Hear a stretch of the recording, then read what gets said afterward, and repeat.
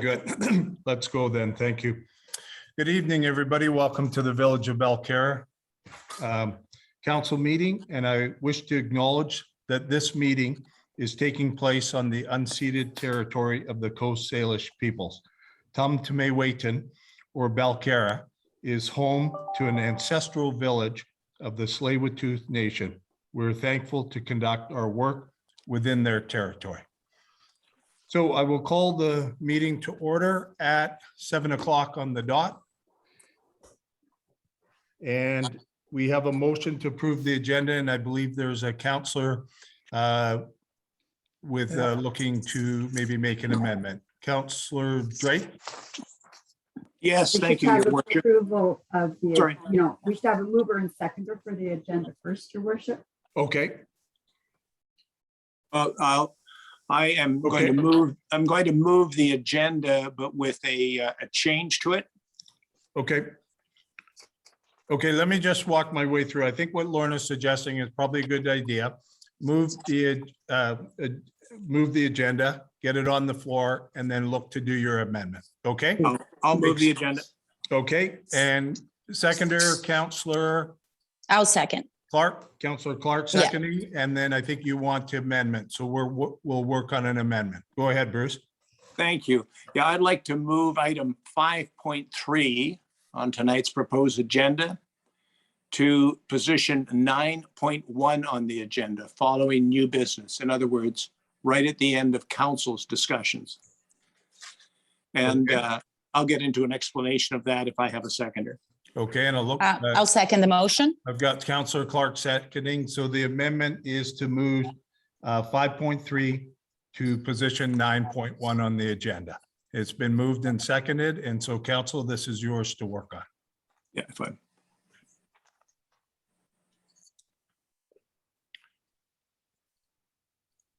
And Counselor Drake, you go ahead, please. Yes, thank you.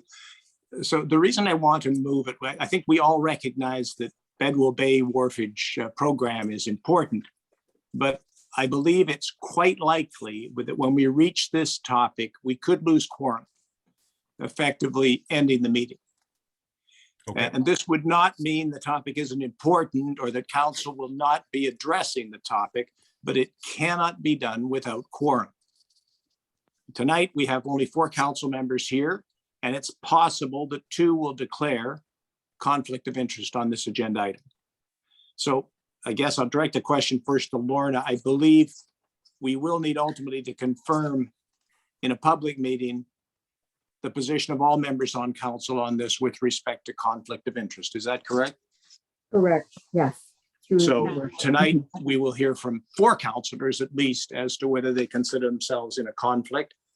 And as I say, since that could inadvertently end the meeting, I simply want this put at the end so that we're able to do all the other business that's before us tonight without finding ourselves tied up in this awkward situation where we lose quorum. Okay. Thank you, Counselor Drake. And I'll look to any other counselors members of council that want to speak on this item. Counselor Clark, thank you. Go ahead, please.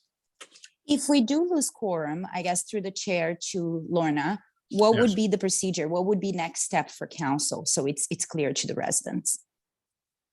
Well, there are a couple of options. So the first option would be to hold a special council meeting when the other absent council member is able to attend. And then we'll go from there. Okay. Okay, so just so it's clear to everybody, and the council member, just to make it more clear, the council member that we're missing tonight is Councillor Wilder. She had some family problems that she had to attend to. So unfortunately, she couldn't join us tonight, and she's sending her regrets. Thank you. Yeah, thank you for that. Much appreciated. I was just going to touch on that, but that's good. Counselor Drake. Yeah, Thank you, if I Councillor might, thank you. If I might take Carolina's point just another step further. If in fact, in the end, Lorna, we established that we have 3 council members who declare conflict, what process can we follow thereafter so that we can move on with this business? Yes, Councillor Drake through Yes. Mayor Ross. Under section 129 of the community charter, the municipality may apply to the Supreme Court for an order under subsection 5 if, as a result of section 100, which is disclosure of conflict, the number of council members who may discuss and vote on a matter falls below the quorum for council. And so we would apply to the Supreme Court for their ruling on whether or not each of the council members may constitute a quorum for that topic. Okay, So just so I'm clear, I'm sorry, through the take your chair. time. Yeah, Take your time. just so I'm clear, because I know a lot of people are interested in this, and I'm sure it's a concern, anything that would delay our process. But so just to be clear, we would then go to the Supreme Court if we couldn't secure a quorum, and the court would then provide us with a mechanism whereby we would be brought back to quorum. The court would simply allow participation from some or all of those who have declared conflict. Is that correct, Lorna? Yes, that's correct. Mhm. Okay, that's the point I wanted to address. So we need to confirm the position of all councilors if we don't secure quorum tonight when we get to this topic.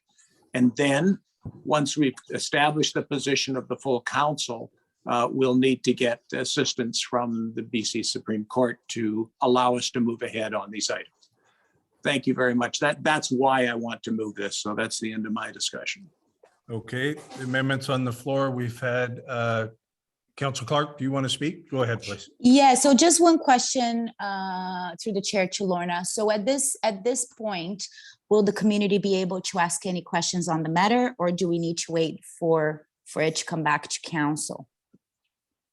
Well, first of all, we will need to get to that point on the agenda tonight.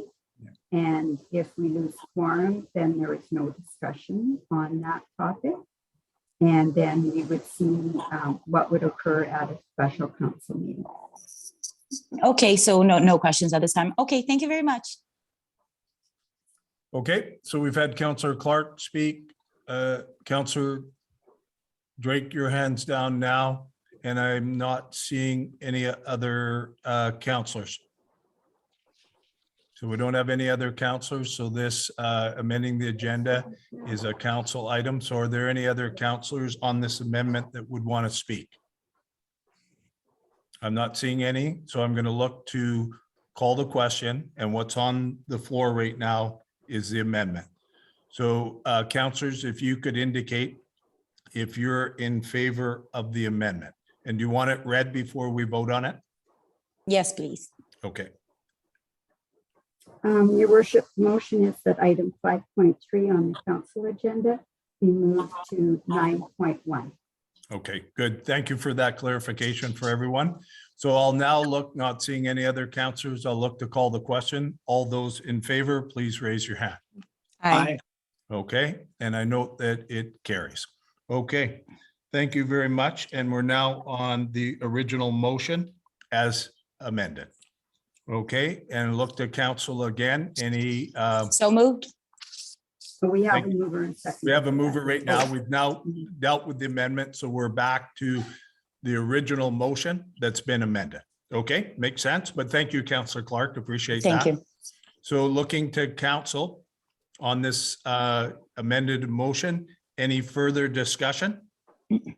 Okay, I'm not seeing any from councillors, so I'll look to call the question. All those in favor, please indicate. Aye. Aye. And I see it's, I believe it's the affirmatives carried. Okay, thank you very much. And we're on to number 3, the adoption of the minutes. Regular council meeting, September 27th, 2021. So we'll move it, get a counselor to move it and a counselor to second it, please. I'll move it. Counselor Snell moving it and Counselor I'll second. seconding. Thank you. So the motion that the minutes from the regular council meeting held September 27, 2021 be adopted. I have an error that I have to point out here, if I may, Mayor Ross. Okay, you go ahead, please. Okay, so if you go here on, I guess it's page 1, 2, 3, 4 of the agenda. There is a mistake on these minutes. Under 5.5, where we dealt with the closure of the parking lot of the Village Hall parking lot. It says here, the minutes is saying that a motion was moved by me and seconded by Councilors Nell, and the motion was that staff remove the resident-only signs and retain the policy as seasonal from June 1st to September 30th each year. It says that Mayor Ross, Councilor Clark, Drake, and Snell voted in opposition. That's not correct. The motion that got defeated was the motion just below here, which was a motion that I moved. Councilor Wilder seconded, and the motion read that staff keep the resident only parking and permit only parking signs posted in the Village Hall parking during a parking lot until a public meeting is held on parking. That motion was a motion that I moved and I amended it. That motion was defeated. I voted in favor of the motion, but nobody else did. So that motion was defeated. What council passed with, and it was carried unanimously, it was that staff remove the resident-only sign and retain the policy as seasonal from June 1st to September 30th each year. You can see that I went back to the recording when I saw the mistake, and I just to confirm, and I did. So if you look at the video from last council meeting, about 1 hour to 1 hour and 10 minutes, that's when council discussed about that. So right now we need, I guess, we need to fix the minutes and remove the signs, because right now what council decided, it was that this would be seasonal for now. So And Councilor the- Clark, if you Yeah. move that as an amendment, I have what you said, but just say you move that as an amendment, and then we'll fix the minutes.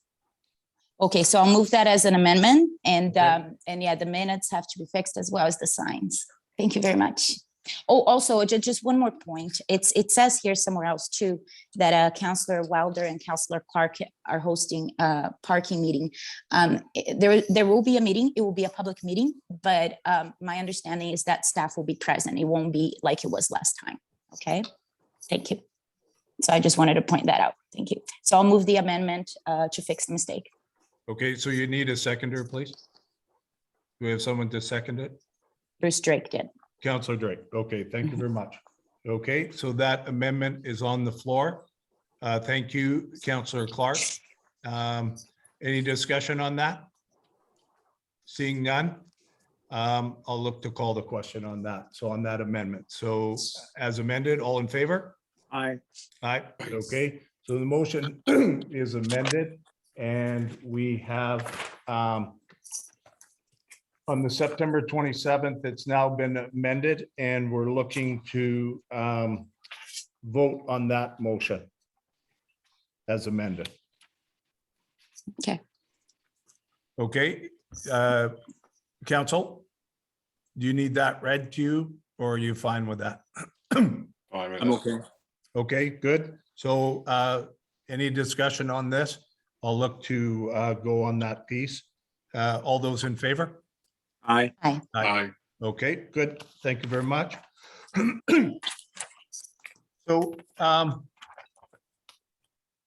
Ben Chulistani, I have your hand up right now. Are you on the item we're on, which is delegations and presentations? Are you up on that?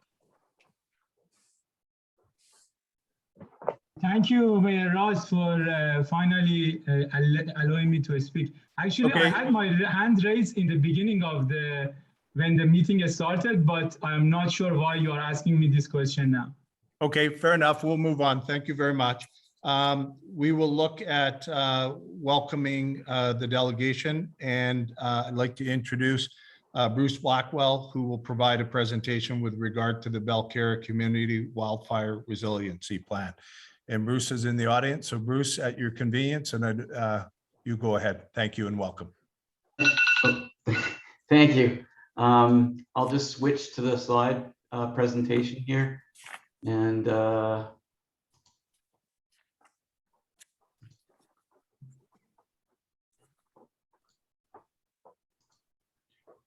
so thank you, Your Worship, and good evening, Council.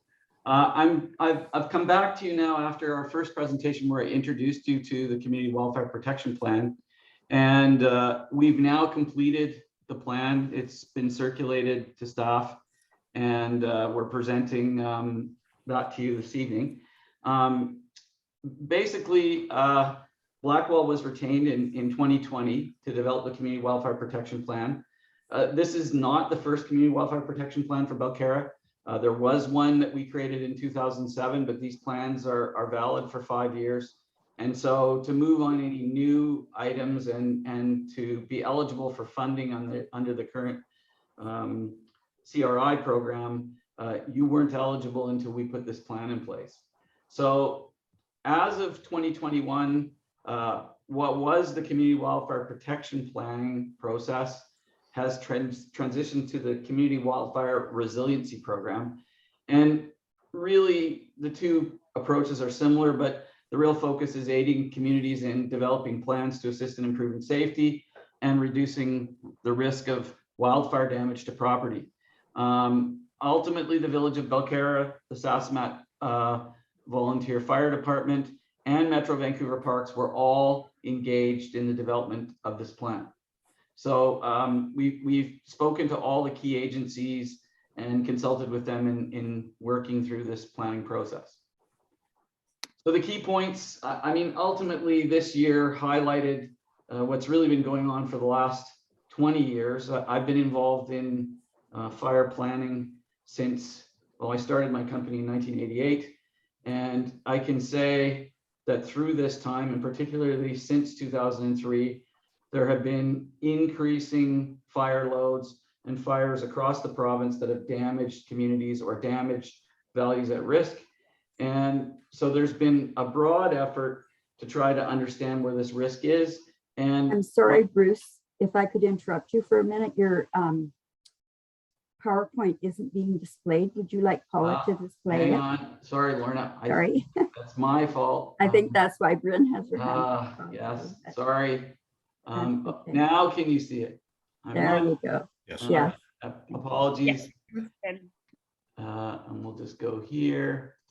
And okay, so this is something I always seem to forget, that I've got to show you my PowerPoint.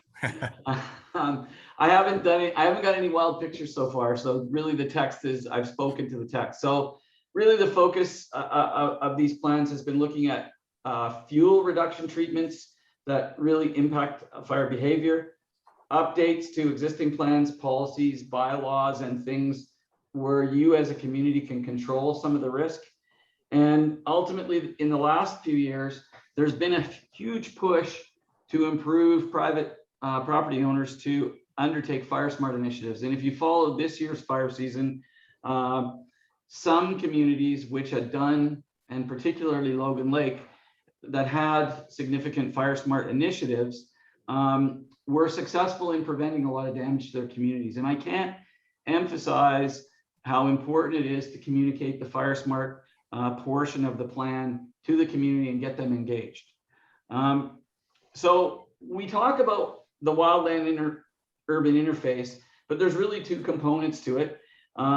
There is the boundary of where the community meets the forest. You can see that at the bottom of the screen, but we also have islands of homes that are often embedded in the forest. They're surrounded by the forest. And ultimately the big element of risk that we're worried about is when we get a significant wildfire burning, it creates embers, and those embers rain down onto the community, start one house on fire, two houses on fire, and they really overwhelm the fire department. And so what we're trying to do is focus on hardening off the community, making it more resilient to those ember showers. And so a portion of the recommendations are very much focused on that. We undertake, through the province's guidance, we assess your local wildfire threat. So this is an assessment process that's mandated by the province. And you can see that some of the areas in Belcarra highlighted as high threat. There's a significant portion that's moderate threat, and the green is lower threat. You can see the private property areas are largely in gray. That's where the buildup is. So this forms the basis of our recommendations. And here we zoom into it. just to give you a better idea of those parcels. And I think you're all well aware of your community. The other thing I should point out is that over the last 3 years, Metro Vancouver from the North Shore all the way to Pitt Meadows, and the Upper Sunshine Coast has had it as well. There's been a Western Hemlock looper outbreak. That looper outbreak has resulted in some mortality of trees, some definite damage to trees, and we're still in the point of assessing whether those trees are going to live or die. And the problem with the looper was exacerbated this year by the heat dome. And I think having been through the heat dome, which I'm sure you're all aware of, really elevates the thoughts around fire risk. I know there was a lot of concern, and I don't know how or why it happened, but we were very fortunate not to see any significant fires in coastal communities this summer. But certainly we had high levels of risk, high levels of potential ignition. And had we had those ignitions, we would have seen similar fire behavior to what we've seen in the interior this past summer. The conditions were the same. The only element that was missing were sources of ignition. As part of the plan and as part of our field review of Belcarra, we identified 33.5 hectares that we would like to see treated for hazardous fuels. And in fact, I believe that you've submitted an application to fund that start of that work next year. There's 9.9 hectares of high-risk units within Belcarra Park. So you can see the red, those are municipal units. They're owned by the municipality. The purple units are within Belcarra Regional Park. You or I don't have the jurisdiction to force them to do that, but we've recommended an engagement process. They've been identified to Metro Vancouver to try to work with them to try to include these areas in future years as part of your strategy. And there's 7 hectares, additional hectares that are multi-jurisdictional treatment units, this yellow area that's highlighted above. And you can see we've also highlighted some work along the roadway on the Indian Arm side. One of the big concerns in Belcarra is that you have one way in, one way out access. And so evacuating the community is a big part of an emergency response. And these units have been selected with that in mind, because you have tree growth that is adjacent immediately to a number of your evacuation or roadways that run through the community. Here's the ownership highlighting, and here's these units that we've proposed just as standalones without all the other details of the map, just to give you a better idea of how they relate to the houses. And so I can't go through the whole plan, but I'm going to go through a summary of the key recommendations. I'm hopeful that you've had at least a brief look of the plan. Really, we're going to highlight fire smart principles, which I think are the foundations of some things you can really become active in. So that relates to emergency planning, fire response, fire smart proper on private property and vegetation management. And the recommendations are directed at the Belcarra Village, but they may involve significant collaboration with stakeholders, especially the fire department and Metro Vancouver Regional Parks, as I've already stated. And really what we're trying to do is provide the rationale, timeframe, and success metrics and the estimated resources that are needed to implement the plan. So if you go to the recommendations pages, those are the key for you to look at in terms of summarizing our recommendations. But we give a priority to those. We identify resources, funding, those kind of things that need to be prioritized, and they're all under these different elements of the plan. So let's go through some of those key things. We would like, as part of this community wildfire protection plan, we form an interface steering committee or a community fire smart and resilience committee. We would like to see you formalize that committee. It really was brought together to build this plan, but now's the time to move on it, and that committee becomes a cornerstone or a foundational piece to moving the process forward. We're suggesting that you review and amend the Good Neighbor bylaw to require permanent, accurate house numbering that can be clearly seen from the road at night. During a fire event, you may have to alert residents of the need to evacuate. You may have to go check on homes where you're concerned that there might be a person with disabilities. The fire department, emergency responders during a wildfire event. Many resources may be from outside the community, whether the RCMP are leading the evacuation, whether it's an alternate fire resource. So understanding what residents are what and numbering system are paramount in responding to these emergencies. And so that means strengthening your bylaws that require good signage on a house location. Emergency planning. We'd like to see you work on a wildfire hazard development application permit process. A number of communities have put these in place. District of West Van, District of North Van, Squamish, Resort Municipality of Whistler, Maple Ridge.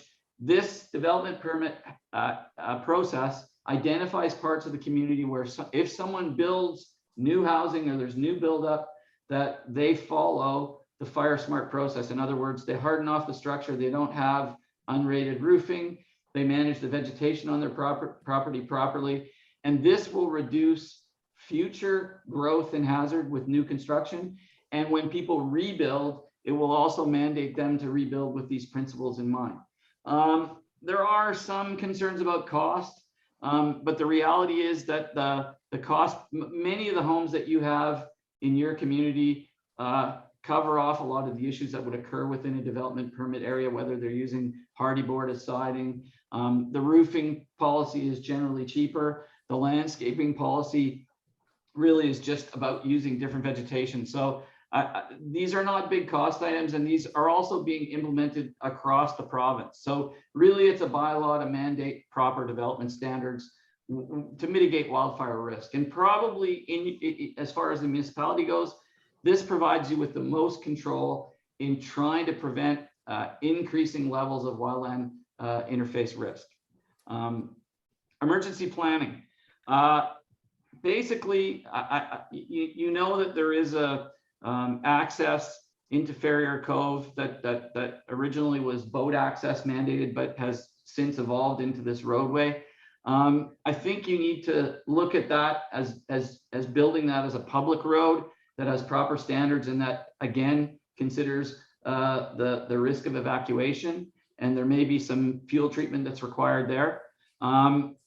We've talked using fire resistant construction materials on building design and landscaping for all your critical infrastructure. So as you build more critical infrastructure, you should be building it to a standard that makes it fire smart. You should be looking at your existing critical infrastructure to make sure that it's not vulnerable for fire. When I talk about critical infrastructure, I'm talking about water delivery systems. I'm talking about electrical systems. I'm talking about your fire department has backup for energy, is not vulnerable to fire. So all of these areas of critical infrastructure need to be looked at, assessed, and potentially treated or upgraded. You want to conduct a formal review of fire suppression accessibility, safety, and staging of anchor points for firefighting resources on dead-end roads. You have a number of dead-end roads. They could be difficult to move your equipment into in a fire scenario. And so that's another important element. And you may have to think about alternative access or changing the way fire departments think about how they respond to those areas. I've talked about evacuation planning. Given the circumstances of the access into your community, I would suggest this is a key point. So you need to implement an evacuation plan specific to wildfire. And ideally you complete and participate in regular testing and updates of the evacuation plan. So in other words, you do some mock evacuations with the residents or a portion of the residents. Ultimately, you have to think about an evacuation under conditions of heavy smoke and darkness and the difficulties that you would have in everyone trying to leave the community at one time. Certainly, I'm sure you've seen over the past few years some of the evacuation nightmares that have happened in California, in Alberta, and in British Columbia. You probably have seen what happened in the Caribou. Fort McMurray was a classic example of an evacuation nightmare. They had to move 80,000 people on one road out of that community. And the same thing is happening in California. It's happening in Washington State and Oregon. So it's very important to have a good plan and make sure that you know how to implement it as efficiently as possible. Fire response, ultimately, you need to look at your water supply vulnerability. Most communities really only have pressure to deal with 1 or 2 house fires at a time. When you get into an interface situation, you may be responding to 20 houses on fire, 30 houses on fire. In some communities, it's been hundreds. So you need to know that there's reliability in the water system, and you may be able to augment that using some systems that are using salt water. The District of North Van is invested in 2 pieces of equipment, $70,000 a piece, that they can put on the shoreline and deliver high pressure salt water onto fires. Looking at potentially establishing some water storage areas, and we've put a recommendation around assessing the feasibility of installing a water storage or permanent cistern in the Farrier Cove area, which would be available to the fire department. Fire response, obviously, you want to make sure that your fire department is trained to the highest standard. So we're emphasizing that you should continue interface fire training. The fire department should continue to cross-train with local fire departments, and I know that's ongoing, and I know there's transfer with my own fire department here in the District of North Van. And I think you should, wherever possible, engage in annual wildfire response exercises in Belcarra Regional Park with Metro Vancouver. So that may involve some dialogue with Metro Vancouver to try to be more involved in that process. Fire Smart, neighborhood organizations. We recommend this in every community, that you have a local Fire Smart representative. What is that? They're trained in Fire Smart assessment, and there's courses that are being offered. They can be individuals within the fire department, they can be municipal staff, they can be community volunteers, but their job is to communicate the principles of Fire Smart to the community and provide training across the community. And obviously, as much as possible, you want to support and facilitate priority neighborhoods to self-organize to attain Fire Smart Canada neighborhood recognition. If they get neighborhood recognition, that means they've done a certain level of work in their neighborhood to become recognized, but they also then have access to funding to do more things through the future, and that's a separate pot of money. I should say most of the recommendations that I'm proposing tonight would all or have components of that would be funded through the CRI program. And I know that the municipality has been proactive and has an application in to fund some of these activities for next year. So I commend them for that. Fire Smart education. This is where you promote and get as much information on your website and out to the public at community days, functions, wherever possible. You want opportunities to communicate about what Fire Smart is, why the residents should take it seriously, and what they can do to become Fire Smart. We have a number of communities that have accessed funds to do community chipping programs, where you can come to an educational seminar and then you're eligible to get some chipping services that the municipality sponsors to remove debris from properties and things like that. So these types of works, again, are invaluable at communicating and educating the public and helping them to move. It's not easy to get people engaged in Fire Smart, and you have to take advantage of these very difficult fire seasons where people are seeing it on the news and get them motivated. So Fire Smart priority neighborhoods, ideally, you've got a number of houses that don't meet the Fire Smart principles, and a couple of examples are in this photo, but there's a number of others. We need to be communicating about vegetation setbacks because they're poor in a number of areas. We need to look at Fire Smart landscaping because it's generally not practiced. You have a lot of cedar hedging, a lot of conifer vegetation that really is going to be vulnerable in a spot fire. And these are the key neighborhoods that we identified for Fire Smart activities. So I'm almost done, a few more slides. I've talked about where we need to do fuel management. So we're recommending that you proceed with detailed assessment, prescription development, and treatment of some of these fuels. We also identified that there's some right-of-ways where the utility practices have trees growing right into the utilities. And you can see that in the picture here. We need to work with the utilities, BC Hydro in particular, to more aggressively start looking at removal of these trees. They're happy to remove them, but a lot of municipalities have been resistant. But you have to look at scenarios like California, where a number of their fires have been caused by conductors touching the lines or trees falling onto the lines. PG&E is a classic example. They had multiple fires that caused billions of dollars, publicly traded company, and it was bankrupt with the costs and lawsuits associated with those utility related fires. So managing those right of ways is really important, and that you need to apply proper right of way management practices to deal with this.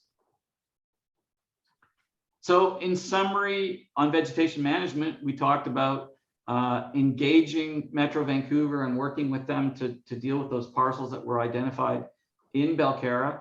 And Belcarra and Metro Vancouver should consider cooperation to implement a demonstration fuel treatment that demonstrates the pre and post forest conditions, so you can communicate that with the public so they have an understanding of what some of the key goals of fuel management are. In most cases, we're thinning out future mortality. And so we are accelerating succession.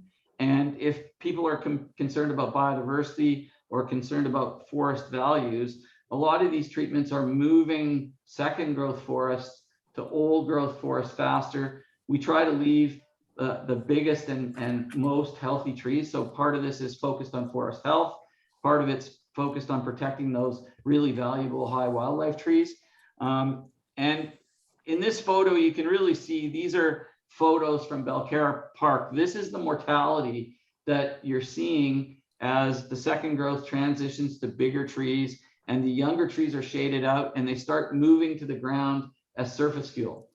To really have a significant wildfire, it's really fed by the surface fuel and the heat of the surface fuel that moves fire up into the crowns.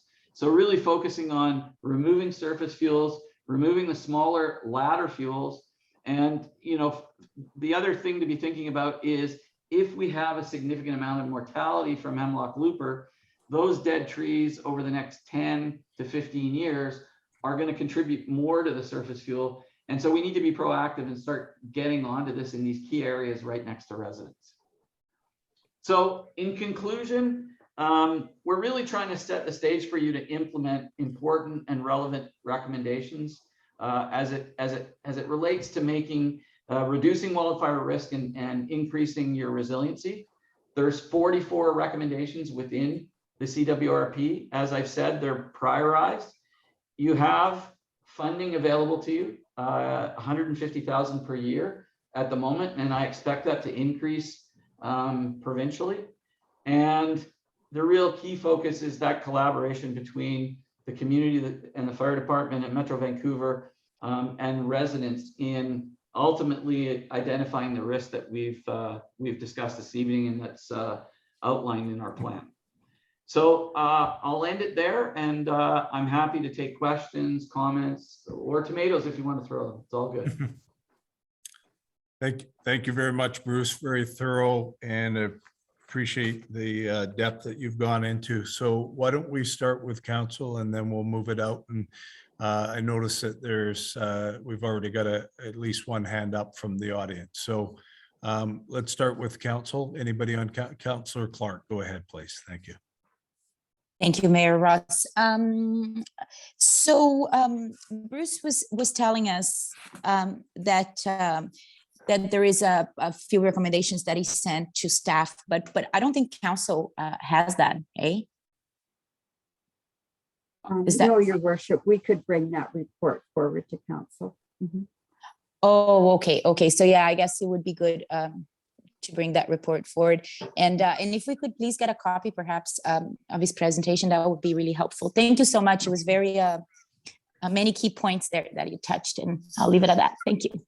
Okay, and we'll go to Councillor Drake, Councillor Snell, and then we can head out to the audience. Thank you through the chair. Yeah, Bruce, thank you very much for the report. I just wanted to touch on a couple of items you raised. First, the question of Metro Vancouver engagement. Are you aware that there's that they are active in this area. I'm just not familiar with what the position they're taking, how much of a challenge it is to cooperate with them on removing those lower fuels. Well, at the moment, I'm working with them on some looper related problems in Lynn Headwaters Regional Yeah. Park. But I will say that their funding is challenged. And we have worked with them in Burns Bog. But I would say really, my experience suggests that the more the community can lead this, the more significant action you're going to get, because they're going to look for you to support them, and they're going to look for you potentially to bring some funding because they don't have any funding. Sorry.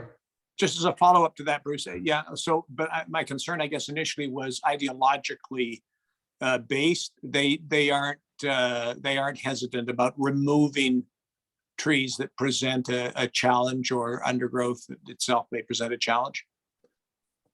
I don't want to comment on that at this point. I think that's something you'll have to discuss with them. I mean, they are proactive where they've identified issues and they have been involved. I can't speak to what their position will be on Belcarra. They're faced with this in a large number of areas now with the looper, and I don't know how they're going to respond, to be honest. Okay, and if I'll come back. I've got a number of questions, but I appreciate there's others who want to ask as well, so. Sure. And I could just comment on that as well.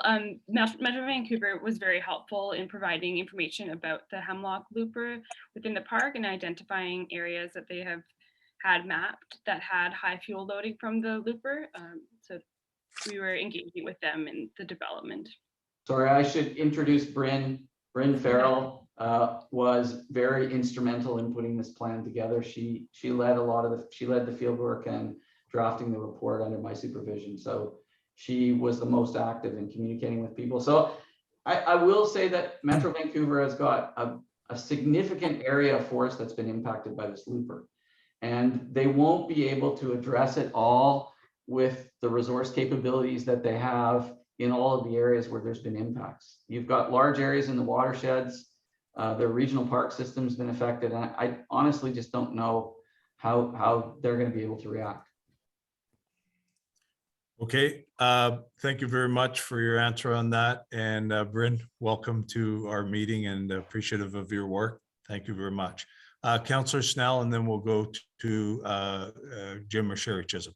Yes, thank you. Through the chair, I'm wondering how how this program dovetails with the FireSmart BC CA program that's currently underway, that has seen a lot of I won't call them youngsters, but a lot of people have been hired, and they're going through the community distributing updated FireSmart manuals, and also arranging for homeowners to have an audit on their property. I just wondered how the two programs are dovetailing with each other. Thank you.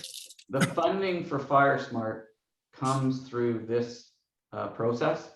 So in other words, the money that's made available through the CRI program, the Community Resiliency Investment, has a portion that they allow for vegetation management, but they have a significant portion all that they're willing to contribute to FireSmart activities. There are numerous FireSmart activities. There's probably 25 of them that you can apply for those buckets of money. And they have different things applying to every community can customize the work they want to do in their community. So this plan, the goal of this plan is to help you identify which buckets you should apply for and how you should use those buckets to facilitate FireSmart in your community.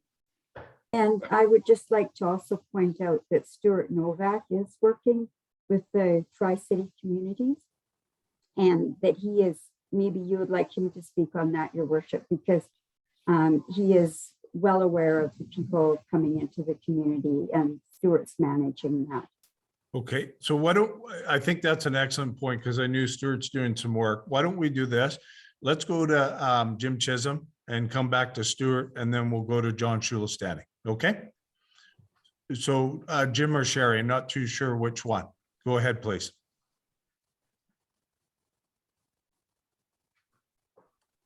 You're muted, Sherry. There we go. Can you Thank hear you. me now? Yeah, it's Yes, we Jim. can. Thank you. Yeah, it's Jim.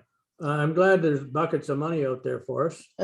Does the Fire Smart program include discussions on sprinklers internally and externally on buildings?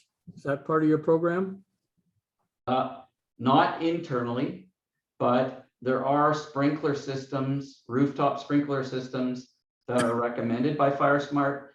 And there's developing engineering and companies that are actively involved in building new sprinkler technology.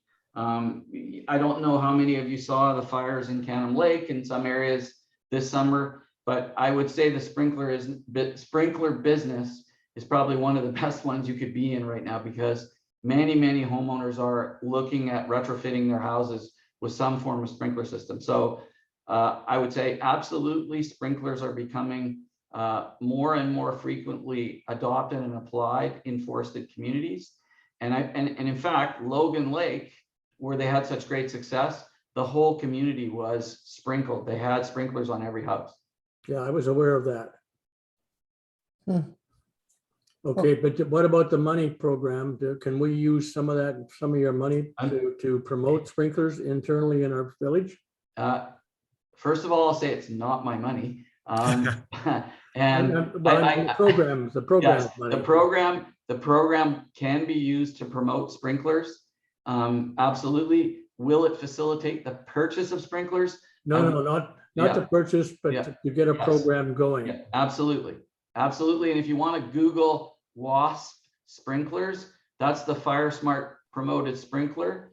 But there's an agriculture firm out in the valley that's now looking at cheaper and more efficient options for providing sprinklers to folks in communities. So I can pass that information on to Lauren if she wants. Okay, but I was really referring to internal sprinkler money to promote that program as well. There is not a component of internal sprinkler as part of Fire Smart. That's more a municipal mandated fire department thing that usually is put into bylaw. Okay, thank you.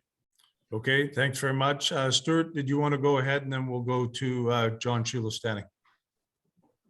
Stuart, go ahead, please. Yeah, thank you, Your Worship. You're welcome. The two plans that we have going, the Community Wildfire Resiliency Plan that Bruce Blackwell and Bryn have created, and the portion of the CRA program that we've already applied for and received funding for, which was up to $500,000 between Coquitlam, Port Coquitlam, Anmore, and Belcarra. That is active and in place. As some people may have noticed, that we have had Fire Smart officers campaigning, going from door to door and encouraging people to apply on the website to have additional an assessment of their own property and possibly funding for cleaning up the property or making it more fire smart using all the principles. So once again, that is actually active right now, and it complements our Community Wildfire Resiliency Plan. And so they're working simultaneously as we speak. Okay, thank you very much, Stuart. And John Chulestani, welcome.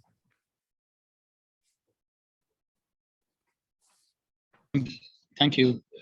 Thank you, Mayor. I have a question from the presenter. Does this program cover the cost of the fire risk assessment and management, or does the program assume that our village has already done the assessment and has identified the areas of improvement or mitigation needs?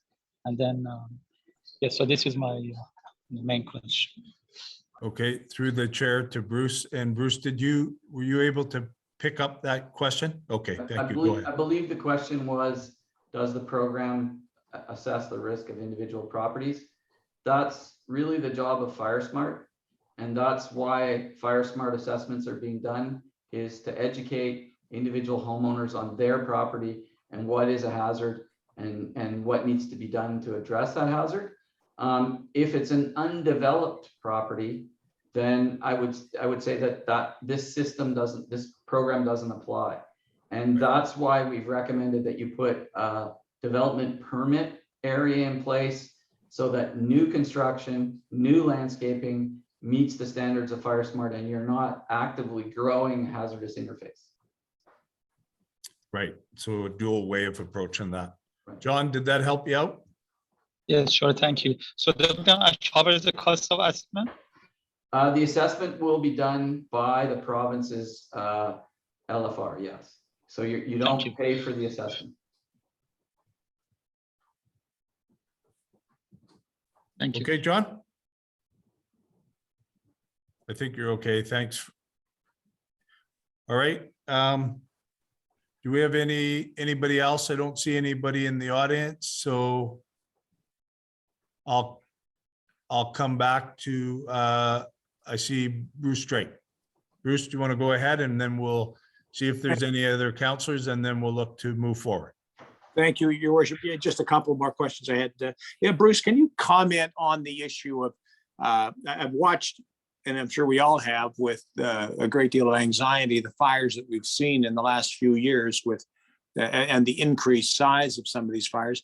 Are you aware of cases where this is happening right on the coast, such as we are?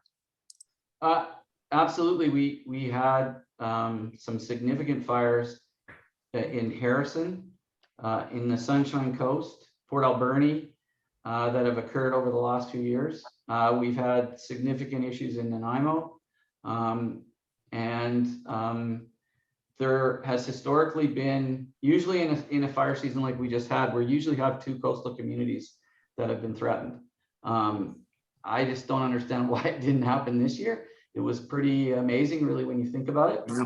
And really, all we needed was a house fire next to the forest, and we were going to have some big difficulties. So, absolutely, West Van has had 2 small, scary fires: the White Lake fire, and then they had a transmission fire just on their border. The name's failing me right now, but it was on the Sea to Sky Highway, right at the border towards Lions Bay. Yeah. And that fire had the potential to go all the way up Cypress Bowl. They threw a lot of resources at it quickly. Whistler has had several fires, and then they had a 30,000 hectare fire in the valley beside them in 2015, which would have, the same fire in the Whistler corridor would have probably taken out Whistler. Squamish had about 150 hectare fire 2 springs ago. It was in April, very unusual fire.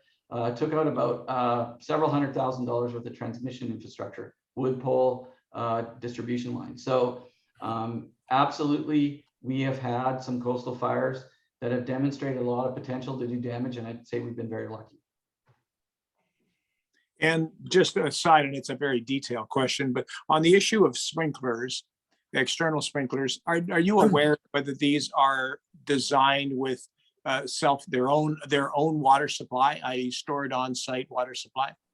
So that's a great question, Bruce. My view of this is you have to be prepared that if your water system is dependent on electricity, that you may lose electricity during a fire event. So your sprinkler system, and you may lose water delivery depending on the type of delivery system that your municipality has. So we, as much as possible, have tried to get people to think that they need an independent system, one where they're drawing water from a cistern that collects rainwater, or one where they have if it's a well, backup generation, or a gas pump system. You really need about 12 hours of water when you leave your home, potentially, that either can be turned on through a gas pump or through an electrical pump. But you have to look at the vulnerabilities of your neighborhood, particularly in your case. A lot of transmission is supplied by a wood pole line that runs along the road. Yeah. You take out that wood pole line, you've got no power, and if you're dependent on a electrical pump, you're not going to be able to sprinkle your home. If you're on a gravity fed system for water, you're probably fine. But and this is why we've asked for a water supply assessment, because I know when I first did the resort municipality of Whistler, their water all comes from the valley bottom. It's pumped through a SCADA system into 4 different reservoirs. Those reservoirs are gravity fed, so the reservoir themselves are not vulnerable, but there are only enough water in those for 1 or 2 house fires. So once the reservoirs are drained in a particular neighborhood, refilling them depends on electrical capability. So they are vulnerable. Yeah, our problem is a very modest storage capacity. We are gravity fed, but my concern with sprinklers, external sprinklers widespread, is that it could draw down on a very small reservoir that we currently have now. But that's fine. That's a detail. I appreciate that. Yeah. Okay, Bruce. Deborah, are you able to get your last name up, please? And then we can go to you. I was trying to get in while Bruce was still on a series of questions, but. Okay,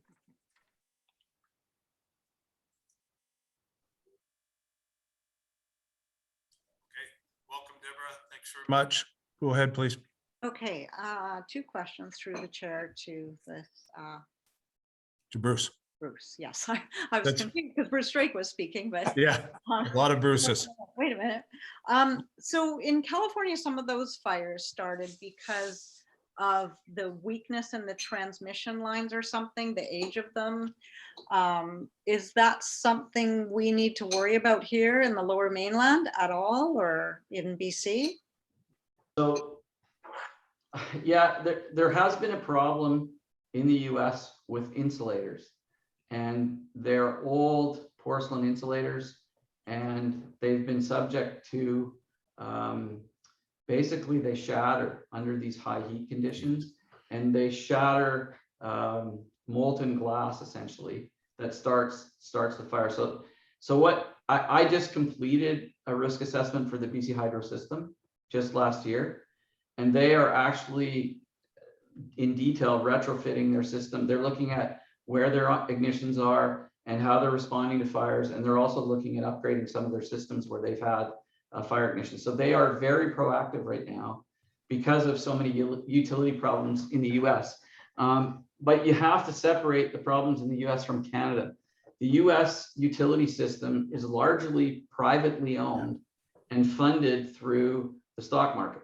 And so the incentive is to make money and not manage the utility and the trees and all these risks appropriately.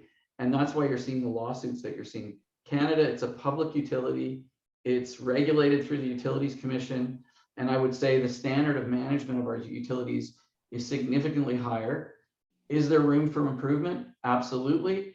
Are we working towards that improvement? I would say absolutely as well. Perfect. Okay. My second question is to do with Logan Lake. Where is their water source to do with fighting fires? And because I think you said they all have exterior sprinklers on the homes.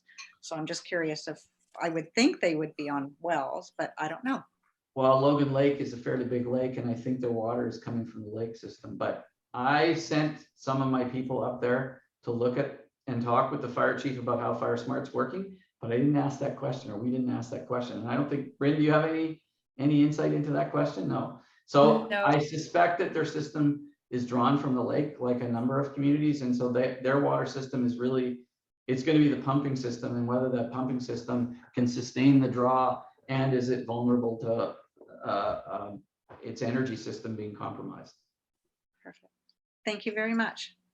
You're welcome. Thank you, Deborah. Great questions. Appreciate that. And I have Councillor Clark, and then I have Councillor Drake. Thank you. Thank you very much, Mayor Ross. So to the chair, to Bruce from Blackwell. Is it part of your program to make suggestion as far as equipments for firefighting goes?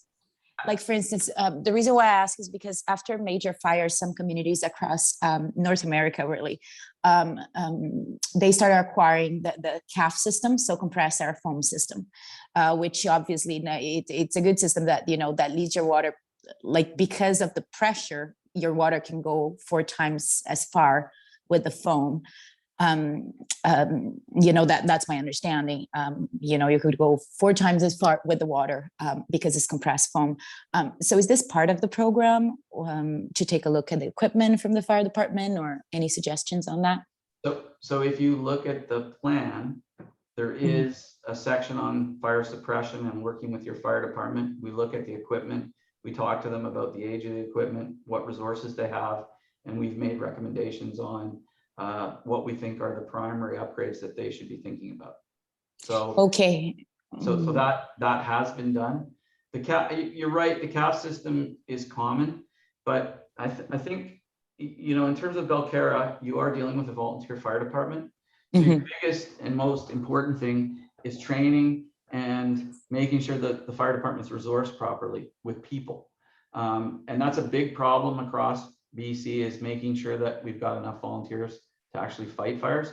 I think if you had a major fire here, you would be calling for mutual aid with fire departments across the region, and you're surrounded by some very top-notch fire departments that have been sharing their resources on these big fires in the interior. So for example, District of North Van had people on interior fires all summer long. Every shift they were sending 10, 12. So they have had a lot of training. There's been a lot of investment. That's my home community, and I've been working with them for a long time. So I would say the city of Coquitlam, Port Moody, all of these, Port Coquitlam, all these communities are building up resources that they're actually selling to the province in these big fire seasons that could come to your aid. That's not to diminish the importance of you having a good fire department that can attack an ignition very aggressively and put that ignition out quick. That's really what your focus is. If you get into a big fire scenario, your tax base, the size of your fire department is not really structured to deal with a big interface fire. So your focus really as a community, a smaller community, is really having a well-funded, well-trained fire department that gets on a house fire very quickly, or any fire very quickly, and doesn't allow it to grow. We could make recommendations around buying a sprinkler kit, or buying extra equipment, but those are going to put training burdens on your folks. They're going to put financial burdens on you, and I don't see that. I don't think there's a big gain there. Okay, so just as a point of information for you, council has not seen your report yet. We don't have your report. That's why when you talked about the report, I was asking staff, okay, when we're going to see it. So I have not seen the 44 recommendations, just to make it clear. Thank you. Bryn, do you have any comments on suppression? I'm sorry? I'm just asking Bryn if she had any comments, because she's intimate with all of this. Yeah, so we were in communication with the fire department throughout the development of the document, and then we assessed their resources in terms of equipment, and they have confirmed that they are well resourced to fight a wildfire and house fire simultaneously, but they did also identify that the biggest challenge that they face is retaining volunteers and keeping volunteers. Particularly Belcarra, because there are Anmore and Belcarra. So we did speak to that, and we did make a recommendation about continuously augmenting their wildfire resources and to take advantage of funding opportunities to do that. Okay, thank you very much. Okay, and I appreciate the question, the answer. Can I just go to our Chief Administrative Officer? This report, because we've had a couple of mentions, it's being presented tonight. What was the plan for it coming out of this? It was to bring it back to the next meeting, Your Worship. Okay, good, perfect, good, because we've had a number of questions, so that's helpful. That's great. I've got Bruce Drake, and then I've got Jim Chisholm, I think, or Chisholm, or Sherry. Okay, Bruce, go ahead, please. Thank you, Your Worship, and through the chair to Bruce. You made reference, and I don't know if it's part of your report, but you made reference to saltwater capacity within your home community, District of North Vancouver. Yeah. When you say 2 units, I think you cited $70,000 a piece. Are these portable pumps? Yes, and the focus of them is really use around Panorama Drive, north to Indian Arm, and they've just purchased them this year. But they are expensive, and for a smaller fire department like yours, we didn't put them into the mix. And North Van has the capability of you could borrow them, and again, they become something you got to be trained on, and so it's capacity. So sorry, are these on a vessel, or are they Trailer. on a trailer? And it's a relatively small unit that sits on a small trailer. It's elevated, and you can get it right down to the water with hose. Okay, thank you very much. You're welcome. Okay, thank you, Councillor Drake. Jim Chisholm or Sherry Chisholm, go ahead, please. Hi there, it's Sherry Chisholm. We're talking about fire, but I suppose we're really talking about house fires, because I thought that if we had a forest fire, the residents would be evacuated, and I think the fire department would be hot on our heels, because our department isn't going to fight a forest fire. Is that not right? The reality is that it would be a response that's a combined response. Yeah. Combined with who? Metro Vancouver could be involved. They have firefighting capability, and likely they would be engaged.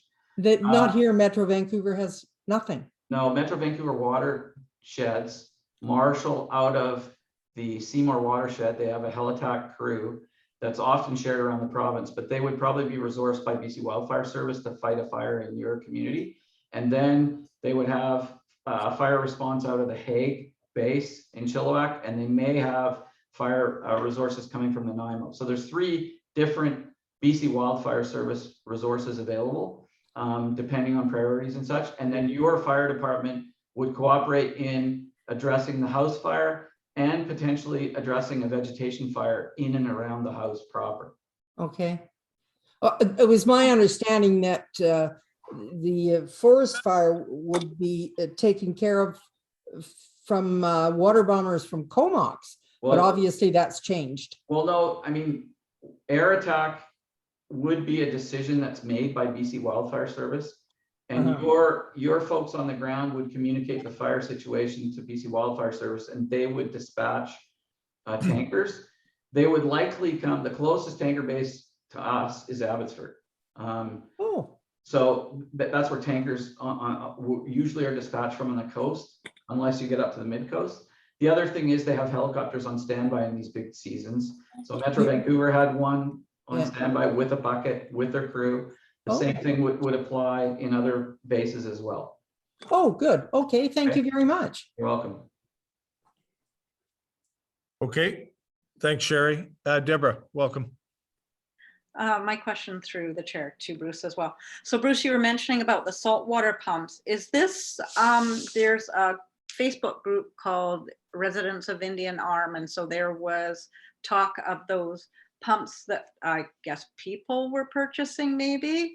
No. And then there was also some sort of a training session that came with FireSmart and I guess residents at the park, at Belcarra Park. Is that what you were talking about? No, these are special pieces of equipment that are deployed by the fire department.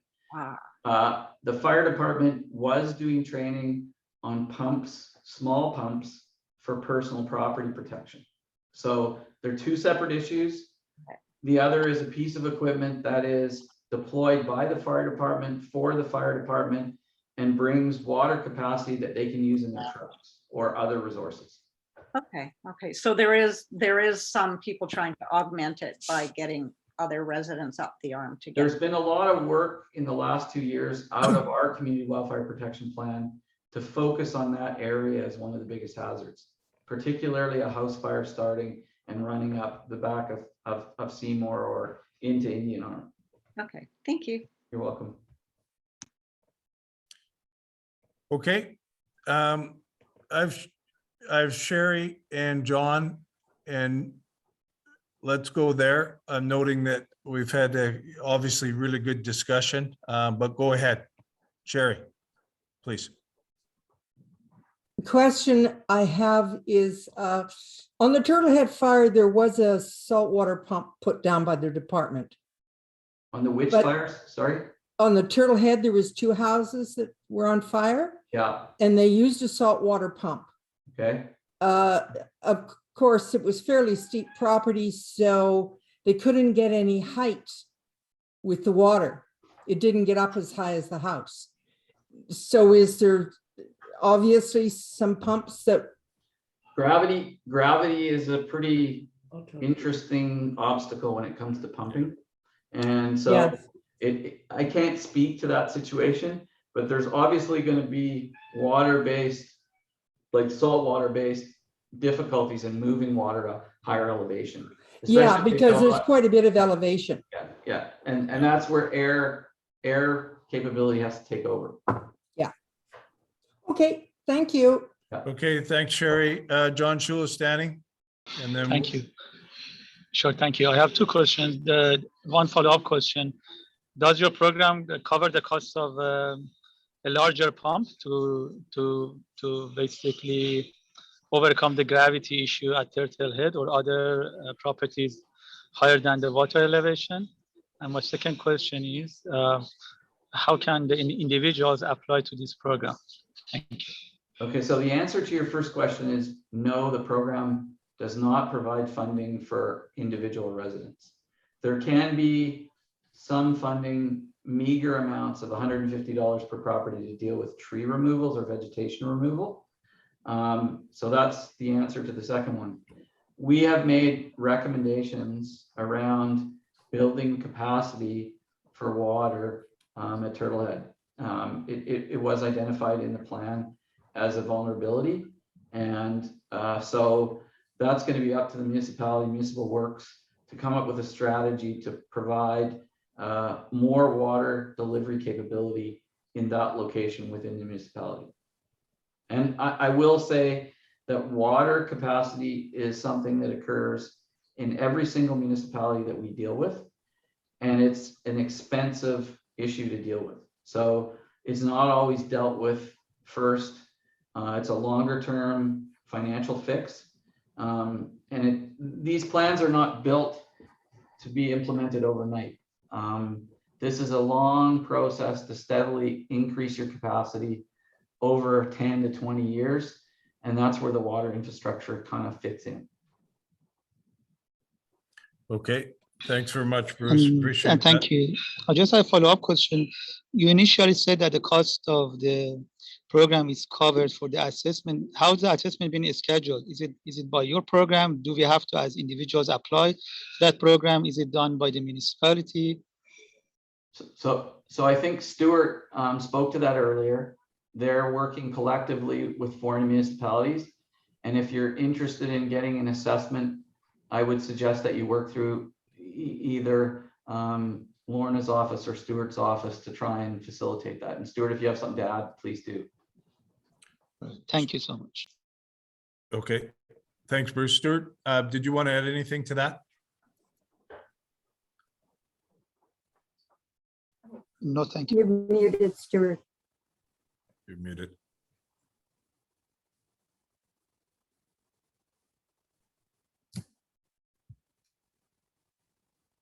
Sorry about that. I was having a little bit of technical problems trying to get back to the same screen. So I believe the question was related to getting a Fire Smart officer to come to your house or to get more information. You can get, there's an application form in a website, northeastsector.ca. That may not be exactly perfect because that's exactly what I was looking for, the actual website when you guys called me in here. But I will get that information to and have it posted on our website after this meeting, if you so choose. Okay. Thank you. Thank you very much. And that's good. So people can expect our staff's good about turning that around. It'll get up in the next day or two. I've got Councillor Clark and then Councillor Snell. Go ahead, please. Councillor Thank Clark. you. Thank you, Mayor Ross. Just for a clarification, there was some pamphlets that was given to each household in the past couple of weeks or 3 weeks. And on one of those pamphlets, there's a phone number that you can call to get your property assessed. Thank you. Perfect. Thank you for that information. Councillor Snell. Yes, just further to the last point, the Stuart did mention a website, and the address is northeastsector.ca. And if you go there, you can apply. You can put all the details of your home in, and they will set up an appointment. Generally, they're getting pretty booked up now. I booked one when the program was first announced, and I think I have an audit happening on my property in the middle of November. The phone number, if anybody wants to jot it down, is 604-927-6334. And you can phone in and and talk to them directly. Their email address is also firesmart@northeastsector.ca. So between those bits of information, I think that answers Mr. Shulastani's question. Thank you. Okay, good. Thank you, Councillor Snell. Okay, so I think it's been a fabulous discussion, and thank you very much for all the participants, and Bruce, for your answers, very thorough and very helpful. And also to Bryn. Thank you for your assistance. Oh, Councillor Snell, are you still on? Or are you gone? That's okay. It's a good club. So at this point, I'm not seeing anybody else with questions. It would be good for a councillor to move the motion that's in front of you, that the presentation provided by Bruce Blackwell, Principal, BA Blackwell and Associates regarding Belcarra Community Wildfire Resiliency Plan be received for information. So I'll get Councillor Snell to move it and Councillor Clark to second it. So it's on the floor. Any further discussion by council? And I'm not seeing any, so we'll look to call the question. All those in favor, please. And I would say it carries in the affirmative. Thank you. And really appreciate Bruce, a very thorough presentation. And Bryn, thank you very much for coming on and all your work. And it was obvious some of the close work that you did with our community and with others too. So thank you, Your Worship. Appreciate it very much. Okay, good. Good night. Thanks Yep, for having thanks. us. Yeah, and thank you very much, Bruce and Bryn. Thank you for your work on behalf Thank of council and the community. Thank you. Okay, so I'm going to ask that Lorna could outline the next report. Yes, Your Worship. This is the Managing Trees, Views and Landscapes bylaw number 589, 2021, and it is on the agenda for third reading. Okay, good. So why don't we let's get a councillor to move it and one to So second it. moved. Councillor Clark, thank you very much. Moved. Councillor Drake seconding. All right, so it's on the floor for discussion. Let's first go with council. Councillor Clark, did you want to open up or? No, I guess, I don't have anything else to say about the bylaw, but I will ask through the chair to Lorna. So the adoption will happen on the next meeting, or you read a third time? Okay, Yeah, thank you very at the much. at the next meeting, Your Worship. Right. Okay, good. Thank you. Bruce, any comment on that? No, not for me. Okay, anybody in the audience? Hi, Rob Begg, but I think it's Mary Begg, so welcome, Mary.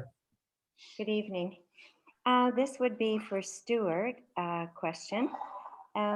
I was just noticing that there's an inclusion of a professional, a qualified environmental professional that you're suggesting should be consulted if you're wanting to do any trimming on the foreshore. So my question is, where would you find such a person? Okay, through the chair to Stuart. Yep. Thank you, Worship. That is becoming very standardized for a lot of building within any sensitive areas. And they are consultants, environmental consultants. And that's the whole point. They are qualified environmental consultants, and there's many of them on the internet websites. So would they have to be recommended or recognized by the village? They would have to be certified. So as long as they are a certified environmental consultants, we would accept them. Okay, because I know with our other professional that we have to consult, that being an arborist, that there's certain arborists, I guess, that the village approves of. And so the arborist, of course, is more interested in the health of the tree, but this professional, what would be the focus of their involvement? Through the chair. Yes, go ahead. They are environmental consultants, not necessarily arborists. They're not focusing just on the trees. They're focusing on the impact of the sensitive area, including the stabilization of the bank, any impact on fisheries. They look at a broader view other than just the tree. So would this be more for the removal of a tree then, Stuart, rather than just the trimming of a tree? Through the chair, I believe when you're talking about a sensitive type of area like Marine Avenue is deemed to be, it would be required for any major pruning or removal of a tree. Okay. Do you have, just for curiosity's sake, do you have any idea what sort of cost would be involved if you were to have to consult someone like that? No cost estimate. Yeah. So you don't know. So would it be in every case, or would it just be if there was a concern about bank stability or that type of thing? Once again, through the chair. Yep. If it is a pre-designated sensitive area like Marine Avenue on the foreshore, it would be required. For every case? That's correct. Okay. Well, thanks for the information. Okay. Thank you, Mary. Deborah Struck, go ahead, please. Heather. I didn't even talk to Mary beforehand. I went, hey, that's the one I was going to bring up. Being on the tree committee and seeing this is nothing that came forward from our recommendations. So this is purely a staff decision, or is it just going to across the board be every trimming request along the foreshore? Is that correct, what you're saying? Through the chair to Stuart. Thank you, Your Worship. Once again, part of the mandate was to identify sensitive areas. So there wouldn't be an environmental consultant required for any area that is deemed not to be a sensitive area. It would only be in the areas that are deemed to be sensitive areas. Well, my question to you, Stuart, was specifically, so deemed the sensitive area according to staff is the entire foreshore, is that correct? So therefore, any resident asking for any tree to be trimmed on the foreshore, regardless of how much trimming, if it's little or much, they will need to pay for and have an environmental assessment done? Is that what you're saying across the board? Or I guess because I have a concern with this, sadly, Belcarra historically has not been extremely fair in treatment of all residents and resident requests. Some needing to get permits, others not, whether it be for tree stuff or work on properties. And so I see this as being not too good if it means right now at this point that it's up to staff discretion for everyone that comes forward, whether or not. And I, being part of the tree committee, even though we've now disbanded, and this being added in, I have great concern as to where this could go. and cost to residents because we haven't had to have an environmental. I understand if there's a tree, if they're requesting to cut down a tree on the foreshore, but not if it's for trimming. Your worship, I would point out that a lot of this has to do with it being a riparian area. Yeah. And so that's where the decision would need to be made. Yeah, no, fair enough. And it would also pick up when there's a river or something close to it by a stream, correct? Correct. Right, so there's some things that actually, I believe, actually go outside of Balcarres jurisdiction that other people would be expecting.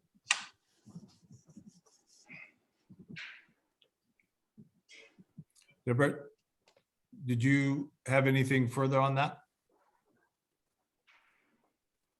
Okay, I've got. Like I'm saying that the only thing being that I think being at staff discretion can lead to some inequalities depending on who's asking for something. That's all.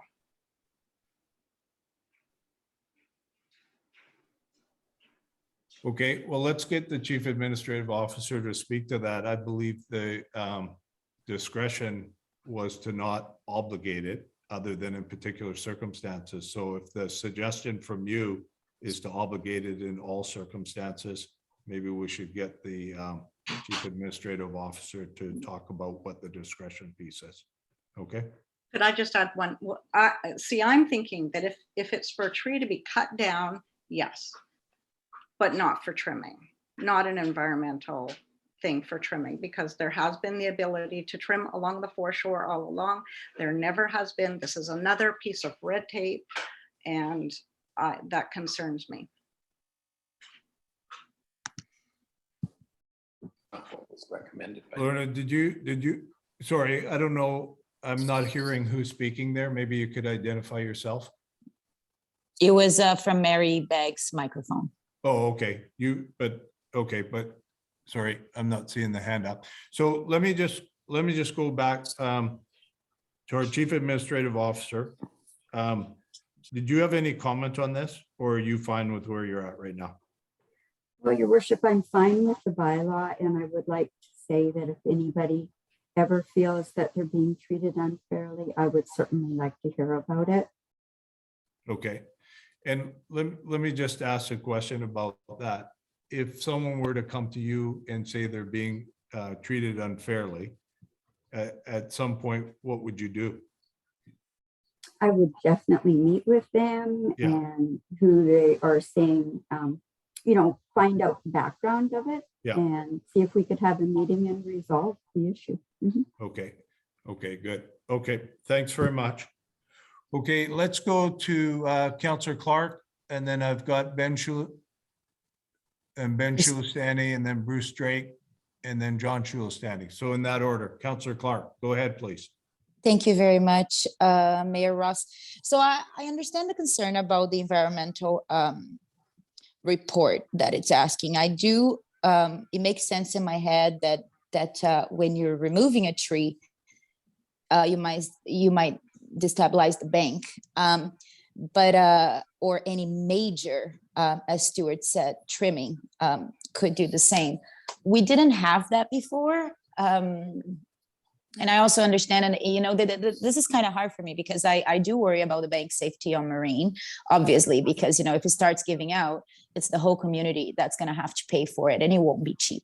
So we need to make sure that, and also environmental concerns there too, like we don't want to destroy the bank, obviously.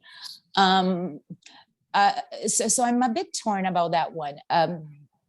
One thing I would like to make it clear, because when Deborah Struck was talking about any trimming on the foreshore, once again, I like to make it clear, this bylaw is entirely focused on municipal land. As far as today, we do not have any regulations for private land, including private land on the foreshore, waterfront. So if you want to cut a tree on the waterfront in your property, you can.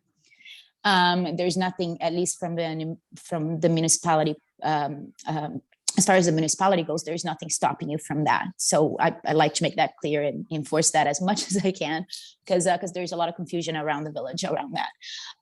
But yeah, so I do. So you're saying through the chair to Stuart. So every application for any type of trimming, even if let's say it's 1 branches or 2 branches, you will have to have that report. Is that a fair statement through the chair to Stuart? Yeah, let me just focus you on that, because what part are you looking at, Carolina, on that?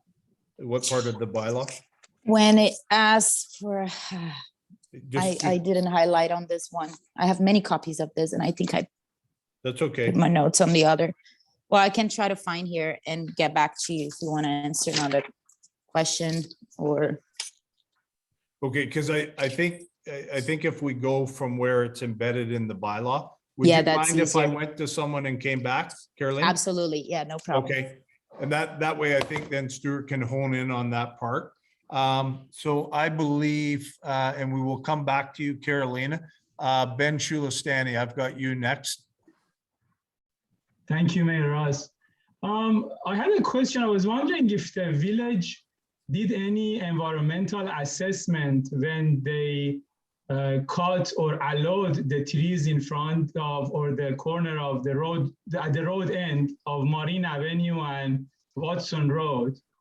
So there were a lot of trees in front of basically at the road end of Marine and Watson Road that were cut wholesome.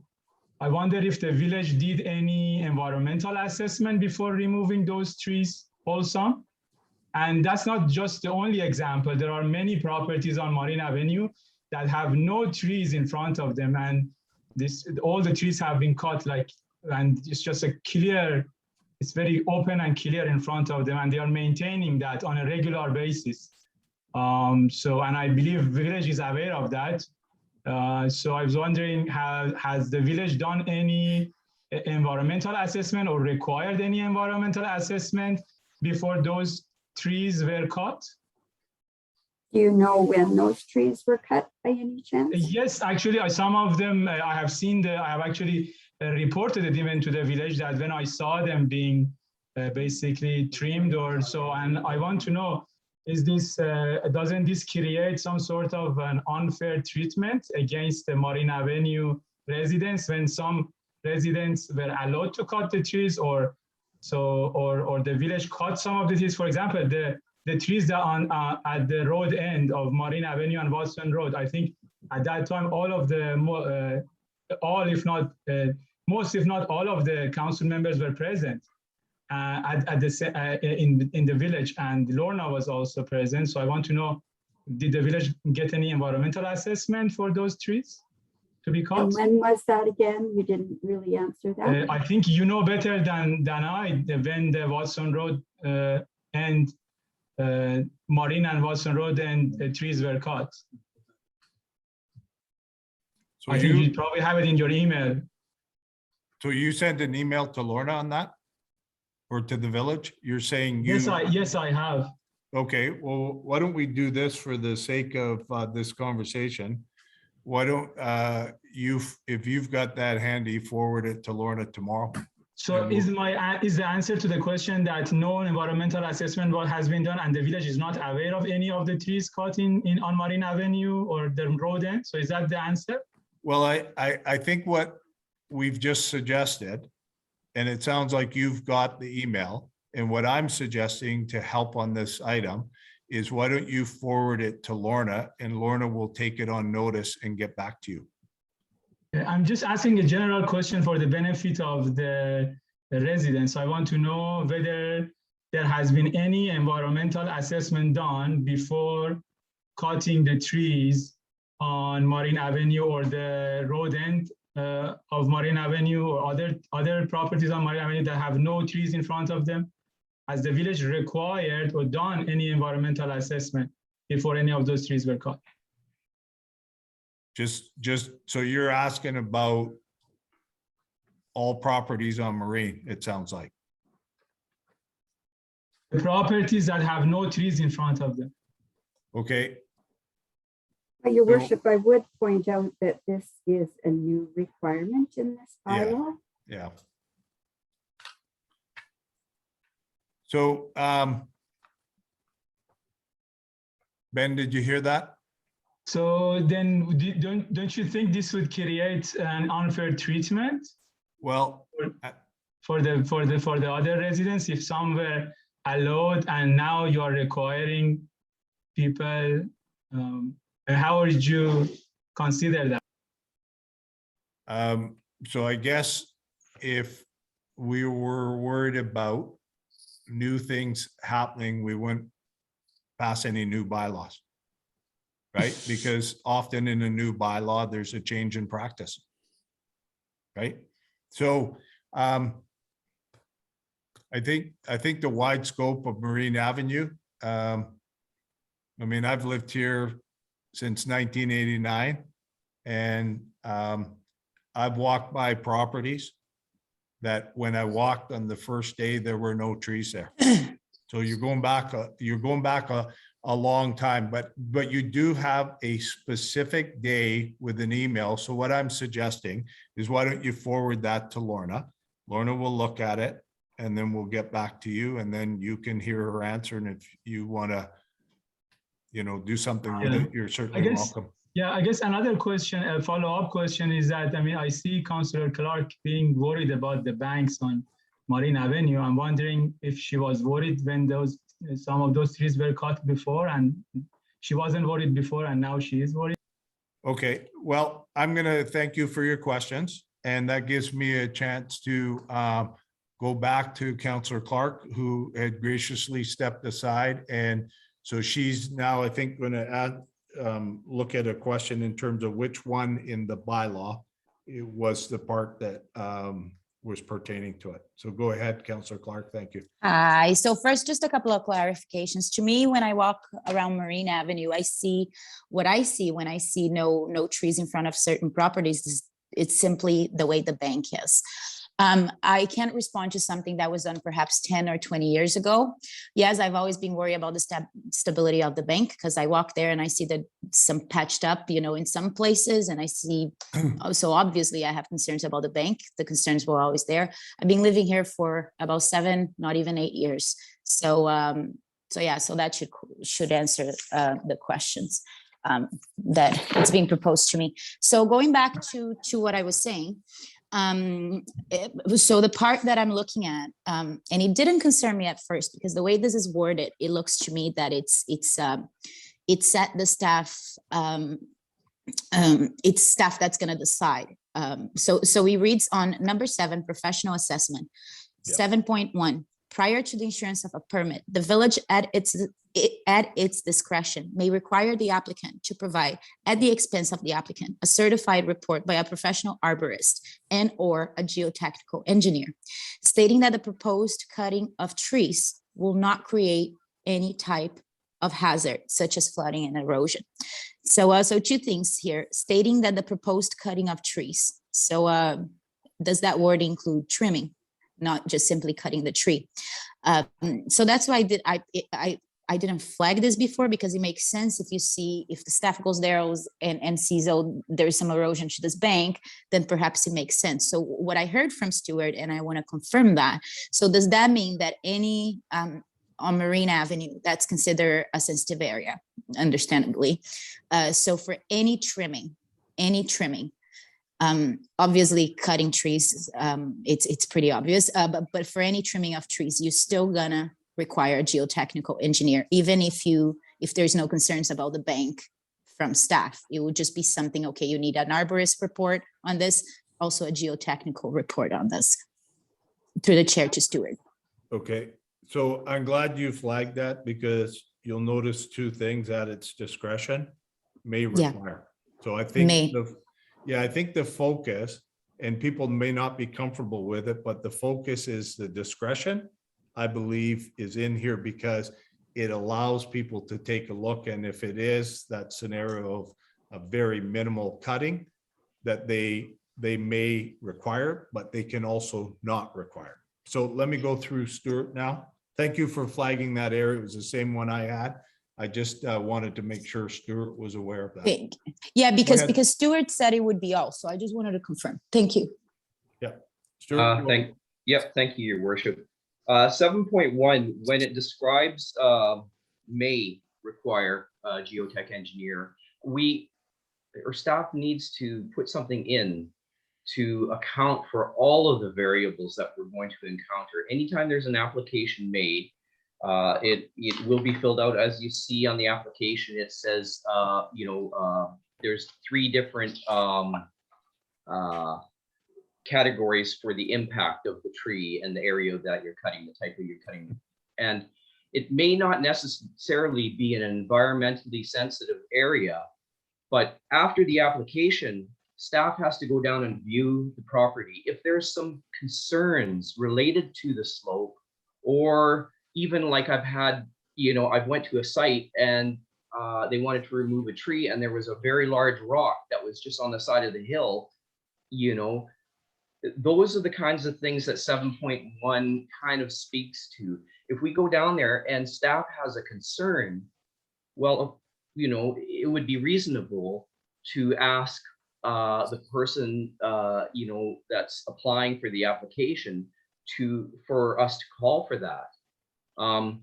But as far as an environmental consultant, and once again, we're trying to reflect the riparian regulations of BC in this language. And we're also working on mapping of the riparian areas in Belcarra, and also putting it onto our geomapping. Staff will be asking that we hire an environmental consultant to actually do the mapping and formalize it, so that staff are not the people that are making these decisions and what constitutes a sensitive area. Mm-hmm. So that's the direction that this is all working towards. And to the chair, if I made, and this is totally acceptable to me. I mean, it makes a lot of sense. I think it's time for us to get a geotechnical report on that from the municipality to see the stability of the bank. But when you answer Deborah Struck's question, my understanding from your answer is that would be required for any application for Marine Avenue. And now you're saying to me that it may or may not. So that's where I want some clarity for any application, or once again, to clarify, 7.1 speaks to any area, not necessarily a riparian area. So that's the reason why it's kind of broad term like that, because once again, if an application is made and staff goes to visit the site and we see some sort of concerning aspect about the area, this makes it clear that staff can ask for any kind of geotech engineer or any expert that can help us with the concern that we may have.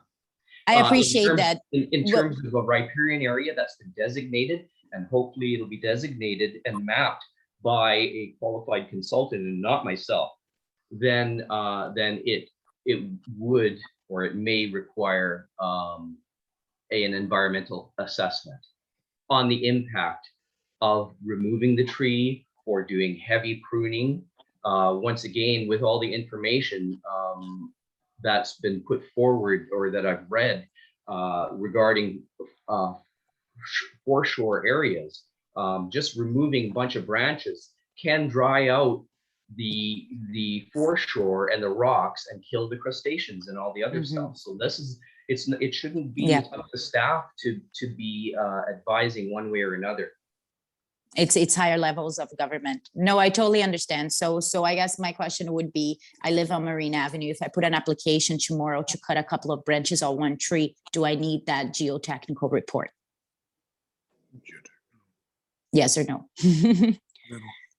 Well, let's rephrase that, because what we should be asking them, if 7.1 allows it, does discretion mean that does it actually mean that? If it says no discretion, you need to do it, then the answer is yes. I understand. Yeah, well. I'm getting a bit, I'm not getting my answer, but that's okay. I've asked in every way possible I can. Well, okay. Through But the that's chair- okay. Through the chair, can I clarify, Jamie? I Bruce, think there's yeah. a point of confusion here. Yeah, Yeah, if I might. Stuart Go is ahead. referring, and the discussion has been about 7.1. But in fact, I think Mary's original question probably originated on page 5 under location 1. So this is part of the Schedule B.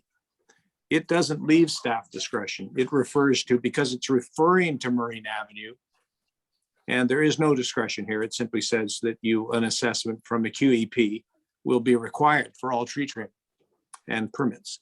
So the question wasn't to do with the discretion, and I'm a fan of discretion. I think that should be there. I mean, obviously, unfair discretion, as was cited as a possibility by Deborah, that is a concern.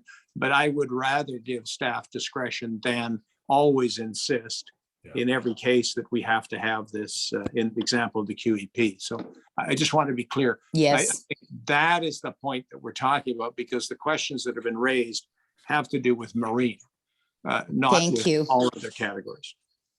Thank you, Bruce. That's very, thank you. Yes, thank you. okay. We are now, thank you, Councillor Clark. Thank you, Councillor Drake, you're up. Yeah, thank you very much. I guess the question and it may not be something that's satisfactory to everyone, but I always am concerned about categorical requirements. Like I think where a staff member goes and looks at a site and says, yeah, and I agree with Stuart's point. You may have a concern about branches that are overhanging the foreshore and not want to issue a judgment. So you want a professional to have a look at it. But there must be other cases that are relatively small scale where staff are comfortable. And when I compare what we're talking about here compared to what happened in previous decades, I mean, there's already a high duty of care here being exercised. And so I personally, and I'd be interested in staff response to it, I think providing some discretion under item 1 would make some sense. Just if staff go down, have a look and say, I don't think this is of any significance, I would just assume they had that discretion.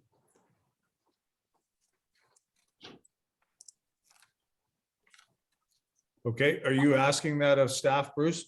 Yeah, I Or- mean, this sort of thing really belongs in a workshop level, but I guess I would prefer that wording there in that one where it says in assessment from a QFE qualified environmental protection consultant will be required for tree cutting permits considered by Public Works to be significant.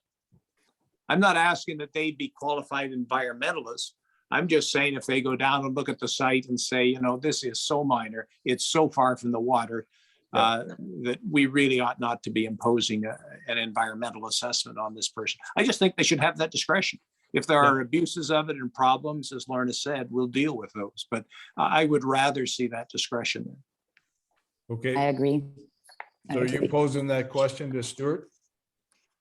I guess it is. And in a sense, Stuart has already responded to it, saying, you know, he doesn't want to be having to make environmental assessments. But I guess I would ask it a different way would there be circumstances where he would, recognizing that we can call for it anytime, and we certainly would call for it, as Deborah cited, when a tree was proposed to be removed or major cutting takes place. It's only when you get down to the scale that you're now talking very minor impacts that I would expect staff to exercise discretion.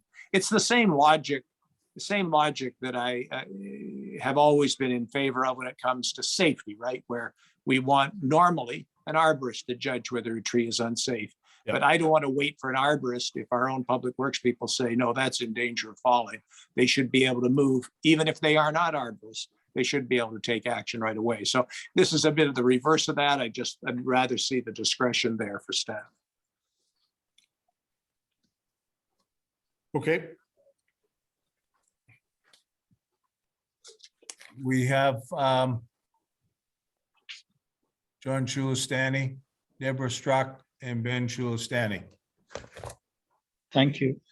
My comments and questions are with respect, are actually a follow-up to Deborah's comments and the CAO's response.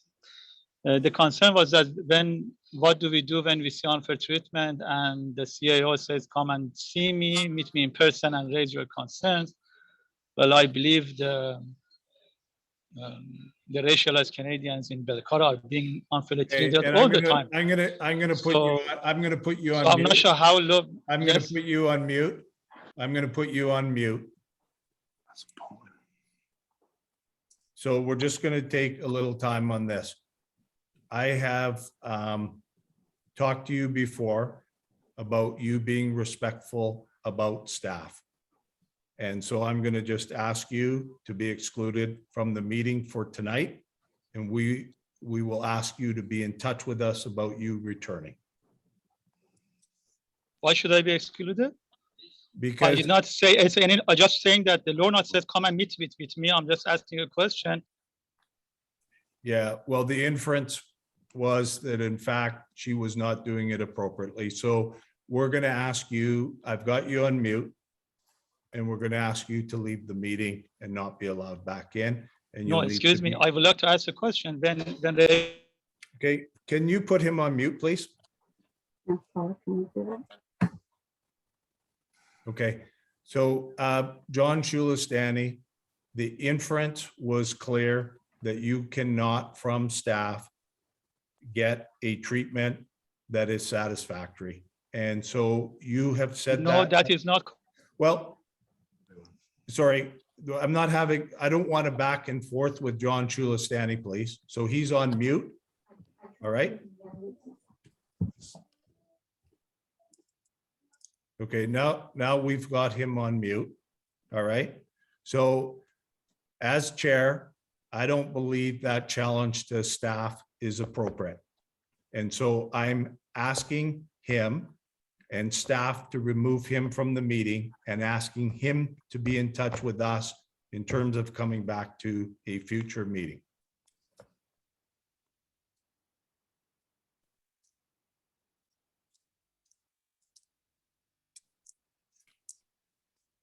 So Paula, let me know when you've been able to do that, please.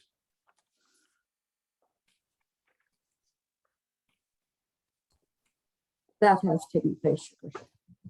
Sorry? That has taken place, Your Worship. Okay, thank you very much. Okay, so we will go to Bruce, are you back on this? Only that I'd like to propose an amendment to this. I mean, Okay. this is the time to do it, and we're not at the point of adoption yet. Yeah. I am sympathetic with people that want to improve views as long as it's not excessive, and I just think we should try to avoid making it. It certainly needs to be difficult where we think there could be a problem, but where we Yep. don't think there's going to be a problem, the staff should be able to make this relatively simple. And while I have the floor, let me say I agree with you totally on the inference of the last comments. Yeah, okay, thank you, appreciate that. So I'm pleased that you're on because I think there is a piece that, do you want to move that amendment right now? I'll move the amendment that on page 5, under Yeah. Schedule B, paragraph under locations, number Right. 1, Right, that starting on the third sentence, will be required for, and I would strike the word all, will be required for tree cutting permits, and then insert the wording considered by Public Works to be significant in the area prior to permit approval. So the wording is still there. So when I'm pulling out the word all in that third sentence, and okay, in between permits and in, I'm added considered by Public Works to be significant. yep.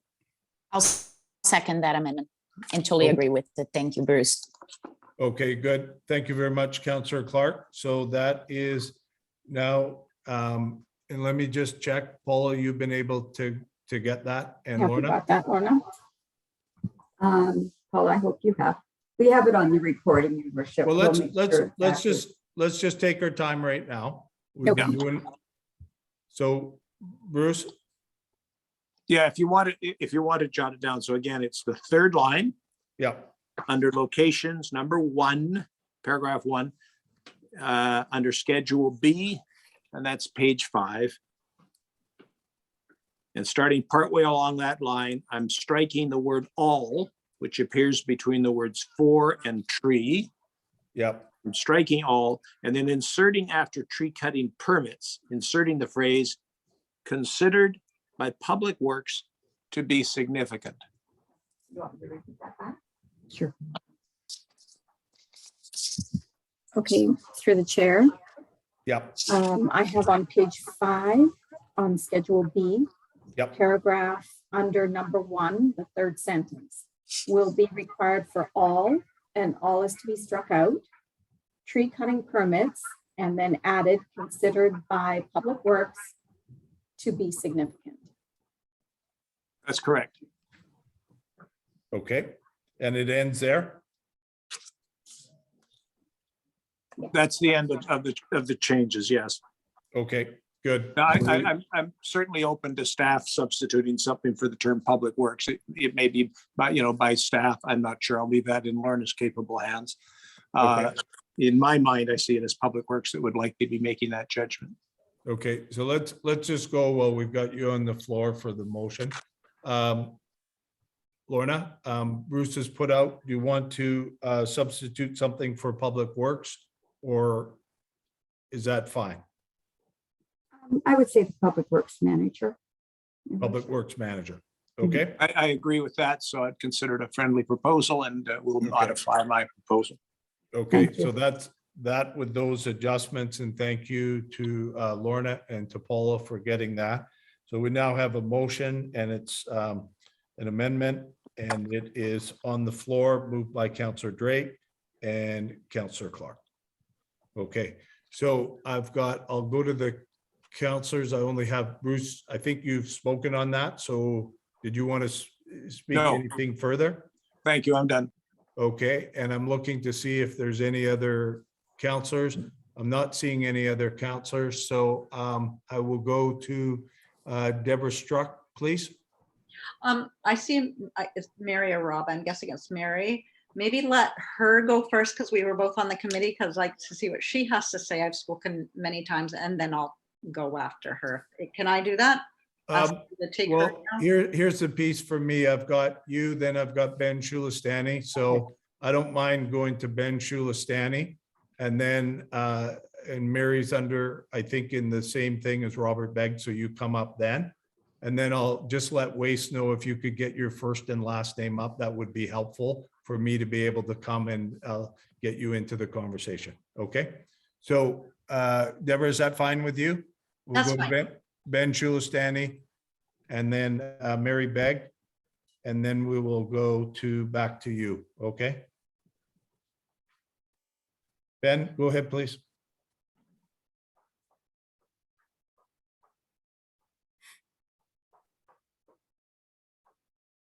Hello, Ben. Thank you, Mayor Ross. My first question is, are you going to allow John to come back for the late end of the meeting because he has question about item 5.3? No, I've asked him to be excluded from this meeting, and it's within the powers of the chairperson and the mayor. And I've asked him also to be, based on what he has done, to be in contact with the municipality in terms of being able to enter the next meeting. So the answer, short, is no. I feel that in that case, I feel that you intentionally removed John because he had question about item 5.3, which, and especially you also have a conflict of interest with that respect. So I don't know if your removal was appropriate. Thank you very much for your comment. We're actually on something, so we're now going to move to Mary Beck, please. Hi. Hi, Mary. Hi. Okay, I was just not 100% clear. Bruce, you made that change, and I agree. I think it's a way better way to go. We're trying to, instill some common sense here, because of course nothing is ever black and white. But would it just be for cutting in that wording that you changed, or would it be also trimming?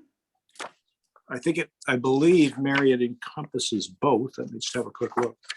Okay, I just wanted to make sure that, it was clear.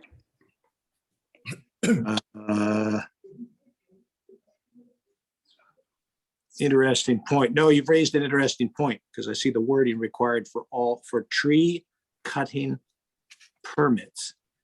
But I'm assuming that would include trimming limbs, but I do not know. It says tree cutting permits.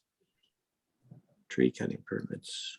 Maybe I could direct a question back through the chair to staff. Yeah. Would tree cutting be taken to mean cutting limbs? I mean, I think as we've already discussed, cutting a tree down would undoubtedly trigger a requirement unless it was small enough to be a shrub. But insofar as trimming limbs off, I think that's where discretion might come in. And would tree cutting include trimming limbs? Yes, your worship, under the definitions, Okay. it states that cutting or pruning of trees. Okay, I appreciate that. And Mary, I thank you for raising it. I missed that. It is a potential point of confusion, but that would mean that you could make a case to the manager of Public Works that this was so minor, it probably didn't need environmental assessment. Yeah, if we're going to make a change, we might as well make it right. Absolutely. Okay, thank you so much. That's all I have to say. Okay, thank you, Mary. And Deborah, you had given up your, or asked for Mary to speak, so we're now returning to you. Okay, thank you. And thank you everyone for all your work so far. The other question, and it probably can't be answered tonight, and Stuart is probably quite aware. Along Marine, there are many areas where it's quite steep, and there are some large trees that are completely covered in ivy, which are very dangerous. They're obviously being attacked. And I would hope that if somebody wants to apply to have that taken down before it becomes dangerous or trimmed, that the environmental assessment, that there would be some understanding there, and the village itself would want to be able to deal with such a tree that, yeah, there's so many that have the ivy on them, and that's a great concern. So I would hate to see somebody have to go through tons of expense and paperwork to deal with a tree that is covered in ivy. That's all. Okay, thank you, Deborah. Okay, Ben, do you have a question? I'm going to come to you again. And Hopeful, do you have a question on the topic we're on right now, or a comment on the topic we're on? Thank you. Well, I wanted in answer to Councillor Carolina Clark, when she said that 20 years ago those trees were cut. Actually, they were not 20 years ago. They were actually a couple of years ago when she was elected as a council member. That's when the trees were cut. Okay, so is that on the topic we're on right now? Yes, that was a direct response to what she said. Okay, thanks very much then. And I'm seeing that Deborah, thank you. And Ben, your hand, I presume, is down too. Okay, so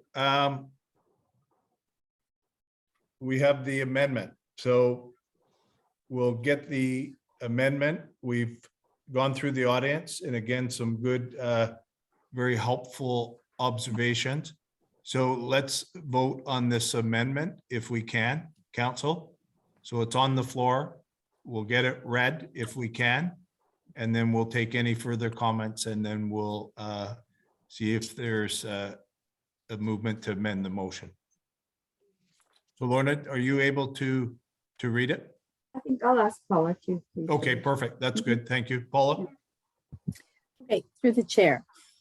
That on page 5 on Schedule B, paragraph under locations, number 1, the third sentence, will be required for all, and all being struck out, tree cutting permits considered by the Public Works Manager to be significant, and considered by the Public Works Manager was added.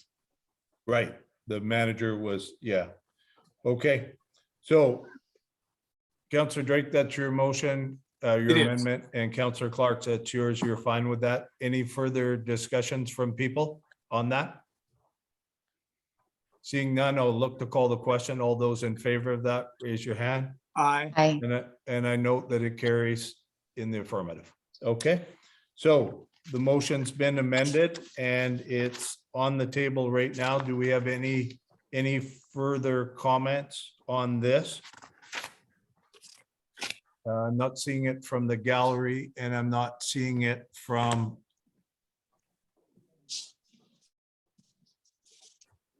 let me just double check. Okay, so we're returning to council and it is there, ready for someone to, it's been moved, it's on the table and it's been amended, correct? So it's ready to be voted on. Not seeing any, Okay. pardon me? Not seeing. No, I said, okay. Good. Not seeing any further discussion. I'll look to call the question and it's the motion for being read a third time tonight. All those in favor? Aye. Aye. Okay, and it carries. And I think it carries in the affirmative and it's unanimous. Okay, Your worship, may I ask for a break at this time? yes, you Recess? absolutely can. And we'll look to have a recess for 10 minutes, 8 minutes. What would do? Someone give me a heads up. 10 minutes or? Sure. Yes? Okay, I'll start my timer and we are now recessed and we'll come back when my timer clicks on. Thank you, everybody. Thank you. I'm sorry, Mayor Ross, is that 10 minutes or? Yes, yeah, Okay, so 9:16. Thank you. yeah. You're welcome.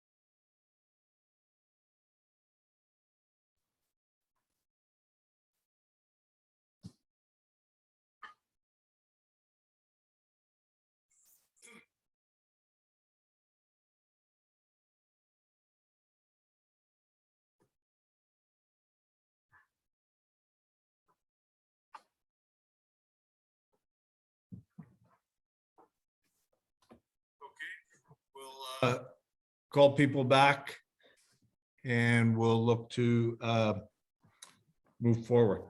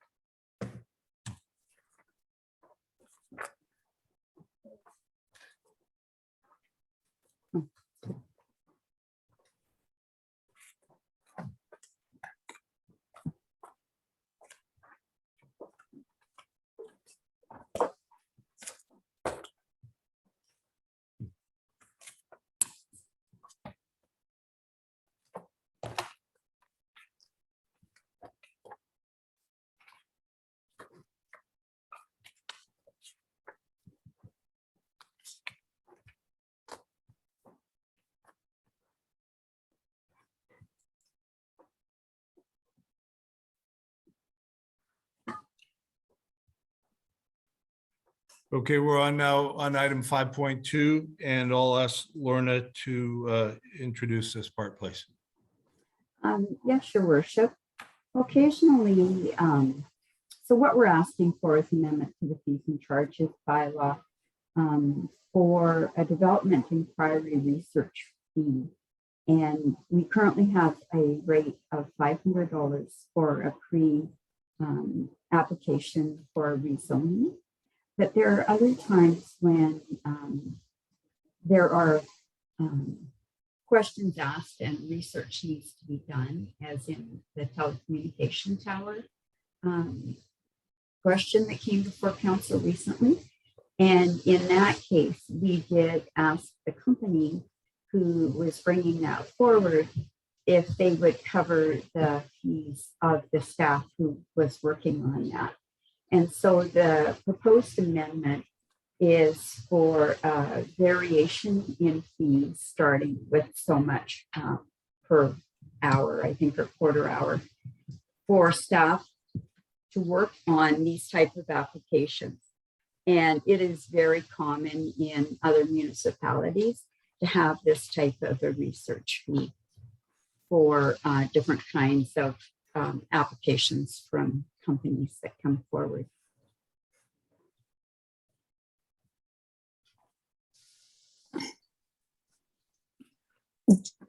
Okay, thank you, Lorna. And so we'll look for a mover and seconder to get it on the floor for discussion. So I'll Councillor move that.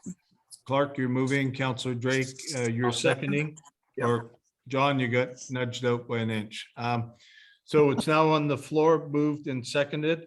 And we'll start with any council comments. Sure. I'll have a comment. Yes, thanks for bringing this forward, Lorna. I think it makes sense. We usually to not divide the cost of the building inspector throughout the whole village. We usually bill the applicants for any development. So I guess that makes sense. Yeah, so I will be supportive of this. Thank you. Okay. Any other councillors want to speak to this? Councillor, okay, not seeing any. We'll check to see what, if anybody in the audience has a thought on this. And I'm not seeing anybody indicating, so we'll move back to council. And council, any further comments? So I'm not seeing any, so I will look to call the question that the Village of Belcarra fees and charges bylaw number 517/2018 amendment bylaw number 590/2021 be read a first time. So all those in favor, raise your hand, please. Aye. And I see that it carries and in the affirmative. Okay, so that concludes that. And we are now on to reports from the mayor and from project leads. So I will do mine. I had the pleasure of going to the grand opening Port Coquitlam Community Center last Saturday on October 2nd. And they have put together an impressive community center. It's 205,000 square foot. It's a real vibrant community hub, and it's just got an incredible, probably the best one I've ever seen. So, and they've done a very good job over time being able to fund it. On Sunday, I went to the Ioko Ghost Town Days hosted by the Port Moody Heritage Society, held on October 3rd, 2021. And it was a very good event. There were quite a few people there from Belcarre. Mayor John McEwen was there from Anmore, and Marianne Cooper, who is 106 years old and close to being 107 years old, was there. And talking with different people. Ruth Foster was working with her, and there's been a film that's come out that's talked about a number of things, her leadership on the heritage in that area. And she offers, and she offered John and I some good tips about living to an older age. So it was very, very good to be able to do. And then the final one, just very quickly, the Tri-Cities Chamber of Commerce Mayor's Barbecue is coming up this October 14th. And I'm looking forward to go to that. I was actually got the notice that I thought this will be great, be able to go and listen and sit back to a wonderful guest speaker. And then they contacted me after I told them I was interested in it, that the guest speakers are all the mayors. So I understand all the mayors are there. Will be the first one I'll be attending as a mayor. So I'm looking forward to it. So I know Bruce Drake is on. I don't know if any of the other leads have any comments, but why don't we go to Bruce Drake, and then if someone else does, they can move in on that. Okay. I'll go after Bruce. Thank you. Yeah. Okay. Perfect. Good. Good. Bruce, do you want to go Thank you ahead? very much. Yeah, thank you very much, Your Worship. I'm wanting to address the report that's under file 6.4, which is a technical brief submitted by Ian Devlin as chair of our water committee.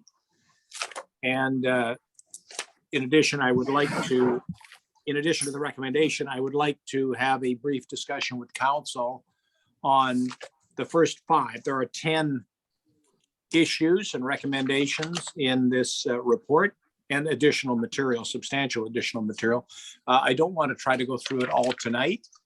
And I'm also not, despite my comments at the previous meeting, I'm not going to make any motions with respect to the future role of the committee. I'd like to have some further consultations before coming back to council. As Chair Devlin has indicated, this summarizes a great deal of what the committee has brought forward. And so I'm going to leave the future status of the committee for now, but I would like to engage council in just considering the first 5 recommendations that are there, or observations. So I would start with the first item, in which the chair suggests that notes that we do not have documented water system operation and maintenance manual or a SCADA operational manual, at least not complete and compact and fully integrated. And obviously a recommendation from this committee is that we have this. You'll see some of these items get repeated. And I'd just like to say that I believe council agrees with this and is committed to developing both. But I'd like to open the floor for any other commentary from council at this stage. Okay, so let's see if anybody on council wants to engage up to this point. Councillor Clark, go ahead, please. Thank you. Thank you, Mayor Ross. Yes, absolutely. I think I'm obviously very supportive of the water committee work. I think that makes sense, but I do have one question. What about the other items that, like, are you wanting to talk about this, but in the near future, or you're just starting with the 5? I will come back to the next regular council meeting to address more from this report. Yeah, I only limited myself to 5, Councillor Clark, just because I was conscious of the time it takes to wade through this. I mean, there are many hours of work by committee members and others to come up with this series of recommendations. Yes, okay, okay, so yeah, so I'm okay with that. There's, yeah, I'll leave it at that for now. Thank you. So if there are no other comments, I'm going to take it as an indication. I'm only looking for indications at this stage. I'm not asking for resolutions. Right? So I'm going to take that as that we are supportive of the preparation of the operation and maintenance manual. So then item 2 notes that our then village engineering consultant had been directed to begin work on these manuals, but also notes that that a resident, Ralph Drew, had submitted a draft structure for such a manual. And not surprisingly, given his background, it was an exceptionally good model, in my opinion. And the committee has suggested that the additional material being developed by the municipality be melded into the format that was submitted by Ralph Drew. And I think it's a great suggestion. I'm certainly supportive of it. Again, I'm not asking for a resolution, but if any council members are uncomfortable with that recommendation, now would be a good time to mention your discomfort. Okay, Councillor Snell, you have your hand up. You want to go ahead, please? Yes, the only comment I would make, I'm in a full agreement with Councillor Drake, but I do notice reading through 1 through 5 that in fact there is some acknowledgement by the Water Committee that a lot of these steps are underway and work in progress. So that is encouraging that we are moving ahead on a lot of these things. So thank you for that. Thank you. Yeah, and I agree, Councillor Snell. We are indeed we're advancing on most of these now. They've as the report, if you've read through the report, indicates that's recognized. Item 3 talks about a recommendation from Fraser Health that we consider the need for installation of a chlorination system and a plan to document our chlorine levels and to ensure those are maintained. We have directed that question to staff, and we will ultimately, I believe it's being handled by our engineers now. We should ultimately get back a report from staff indicating the cost range. In almost all these issues, it's a matter of balancing off cost against anticipated benefits.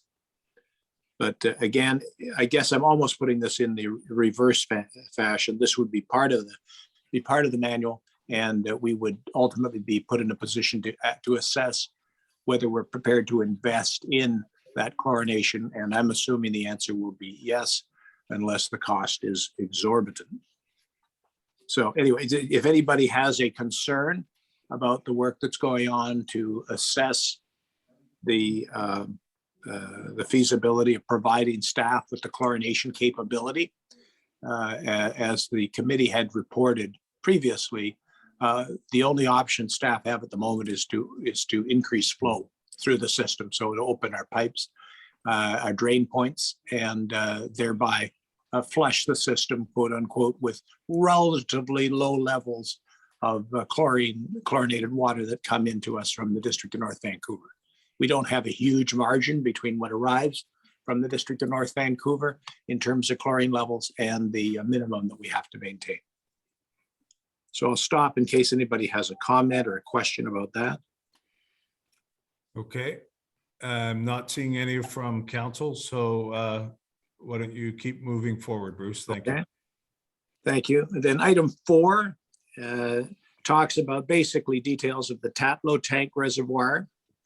And obviously this needs to become part of the manual. I think it's a fairly straightforward recommendation. I'm assuming nobody has a concern about that, but again, I'll pause in case someone is concerned about our expectation that that be included ultimately in the manual. Okay. And hearing nothing, I'll go on to the 5th and final that I want to deal with tonight. That has to do with the domestic water meters. And to be honest, I would appreciate, because I don't know what our longer term plans are on this one, I would appreciate knowing whether we have in fact completed all the readings and whether we actually are planning to do a second set of readings. So this is really a question through the chair to staff.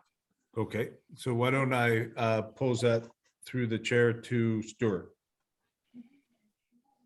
Please. Thank you, Your Worship. Welcome. Yes, staff has completed the second round of inspections of meter readings. Once again, we currently do the inspections and for inspecting the meter boxes and assessing the conditions and using the information for possible leaks. That's what we're using the information for at this time. I appreciate that this is in process, but Stuart, do you have, again, through the chair, have we done any, made any comparison of the usage that indicates versus what we've taken in from North Vancouver?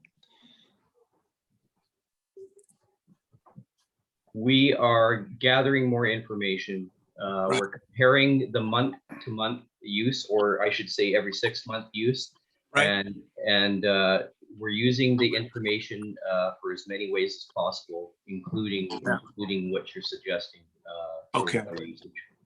Okay, I appreciate that. That's coming out of the blue. So I'll look forward to learning more later on once we've had a chance to complete that analysis.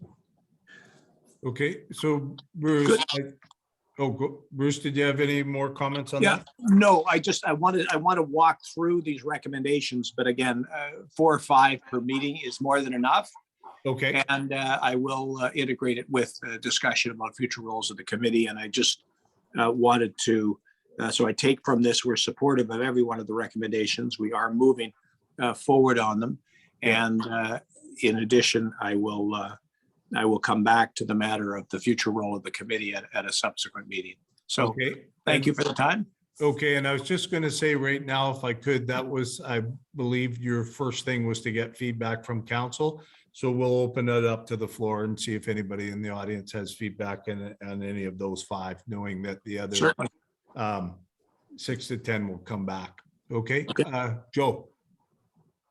Oh, sorry. Yeah, we'll go Joe and John. I called Joe, so why don't we do Joe and then come back to you, okay? Yeah, sure. Okay, Joe, welcome.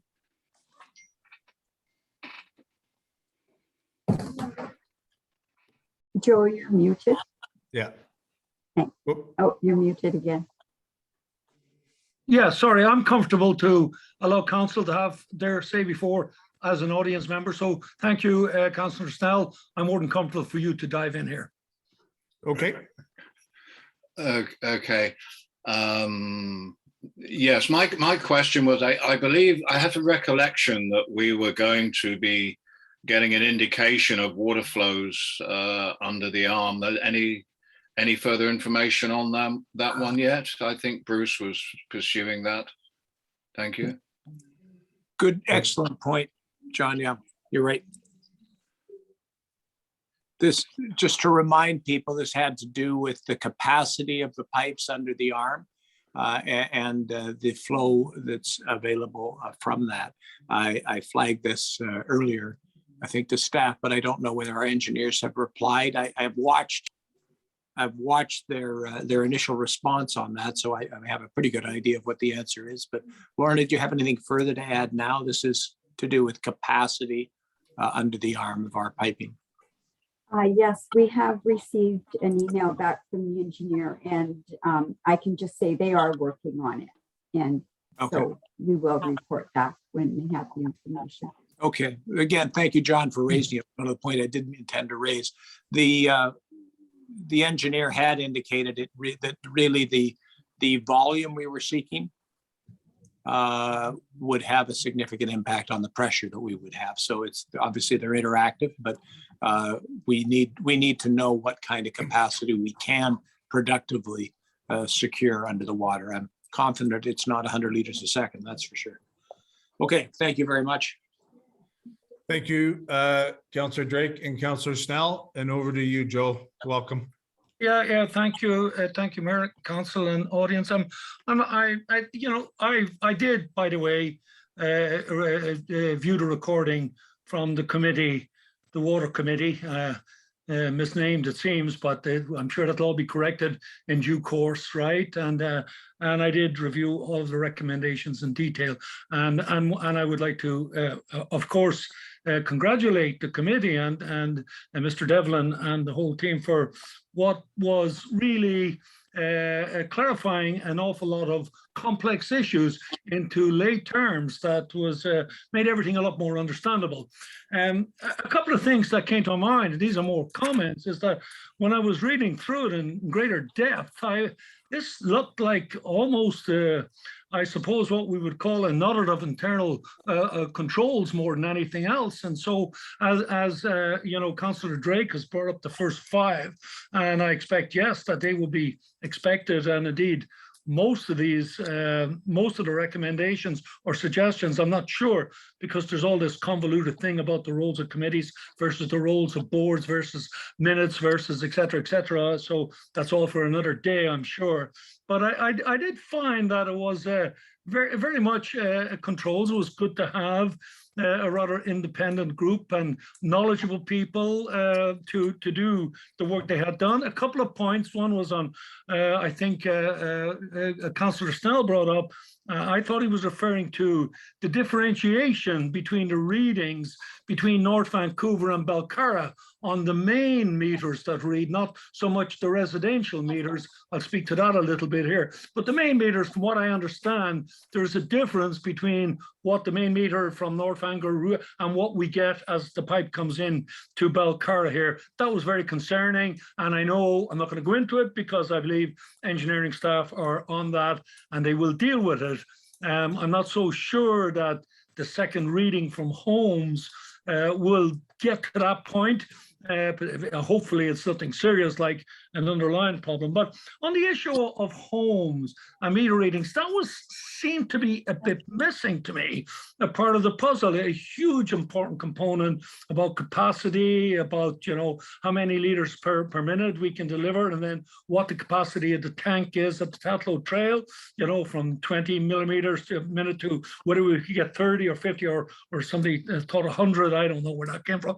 And then the capacity of the tank, which is at 50%, can we go to 60, 75? And then the issues that come into that of the chlorination that fall in. So as a whole, as Mr. Devlin pointed out very clearly, 10 pieces of a puzzle, but within each piece of that puzzle, there's another 10 pieces. And I'm not going to go on here too much tonight about that. But what I found was missing to my mind from the puzzle was that as we look into and we deal with firefighting and the role of the system, the primary role being that of potable water as opposed to secondary role of firefighting and that. And as we look into this, then if the primary role is potable water, is where are we at with regards to resident hookups?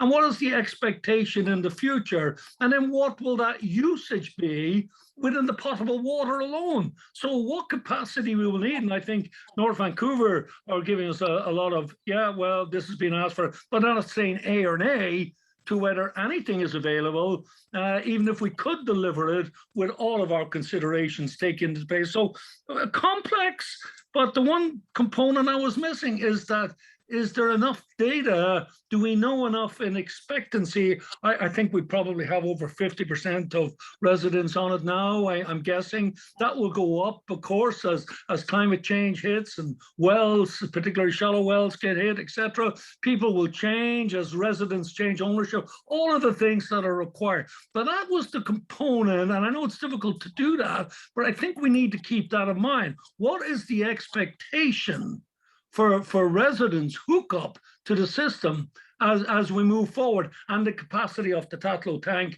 going into the future? So my apologies for going on and on about the 10-piece puzzle and probably making it into a 100-piece puzzle for you all here. But again, thank you to the committee with regards to their role in the future as to where they belong, whether they belong as an advisory board, I will leave that to governance and the charter and all of us to answer those rather complex technical questions. I think I'll finish by quoting Oscar Wilde, who said that the problem with socialism is there are too many committees. Thank you.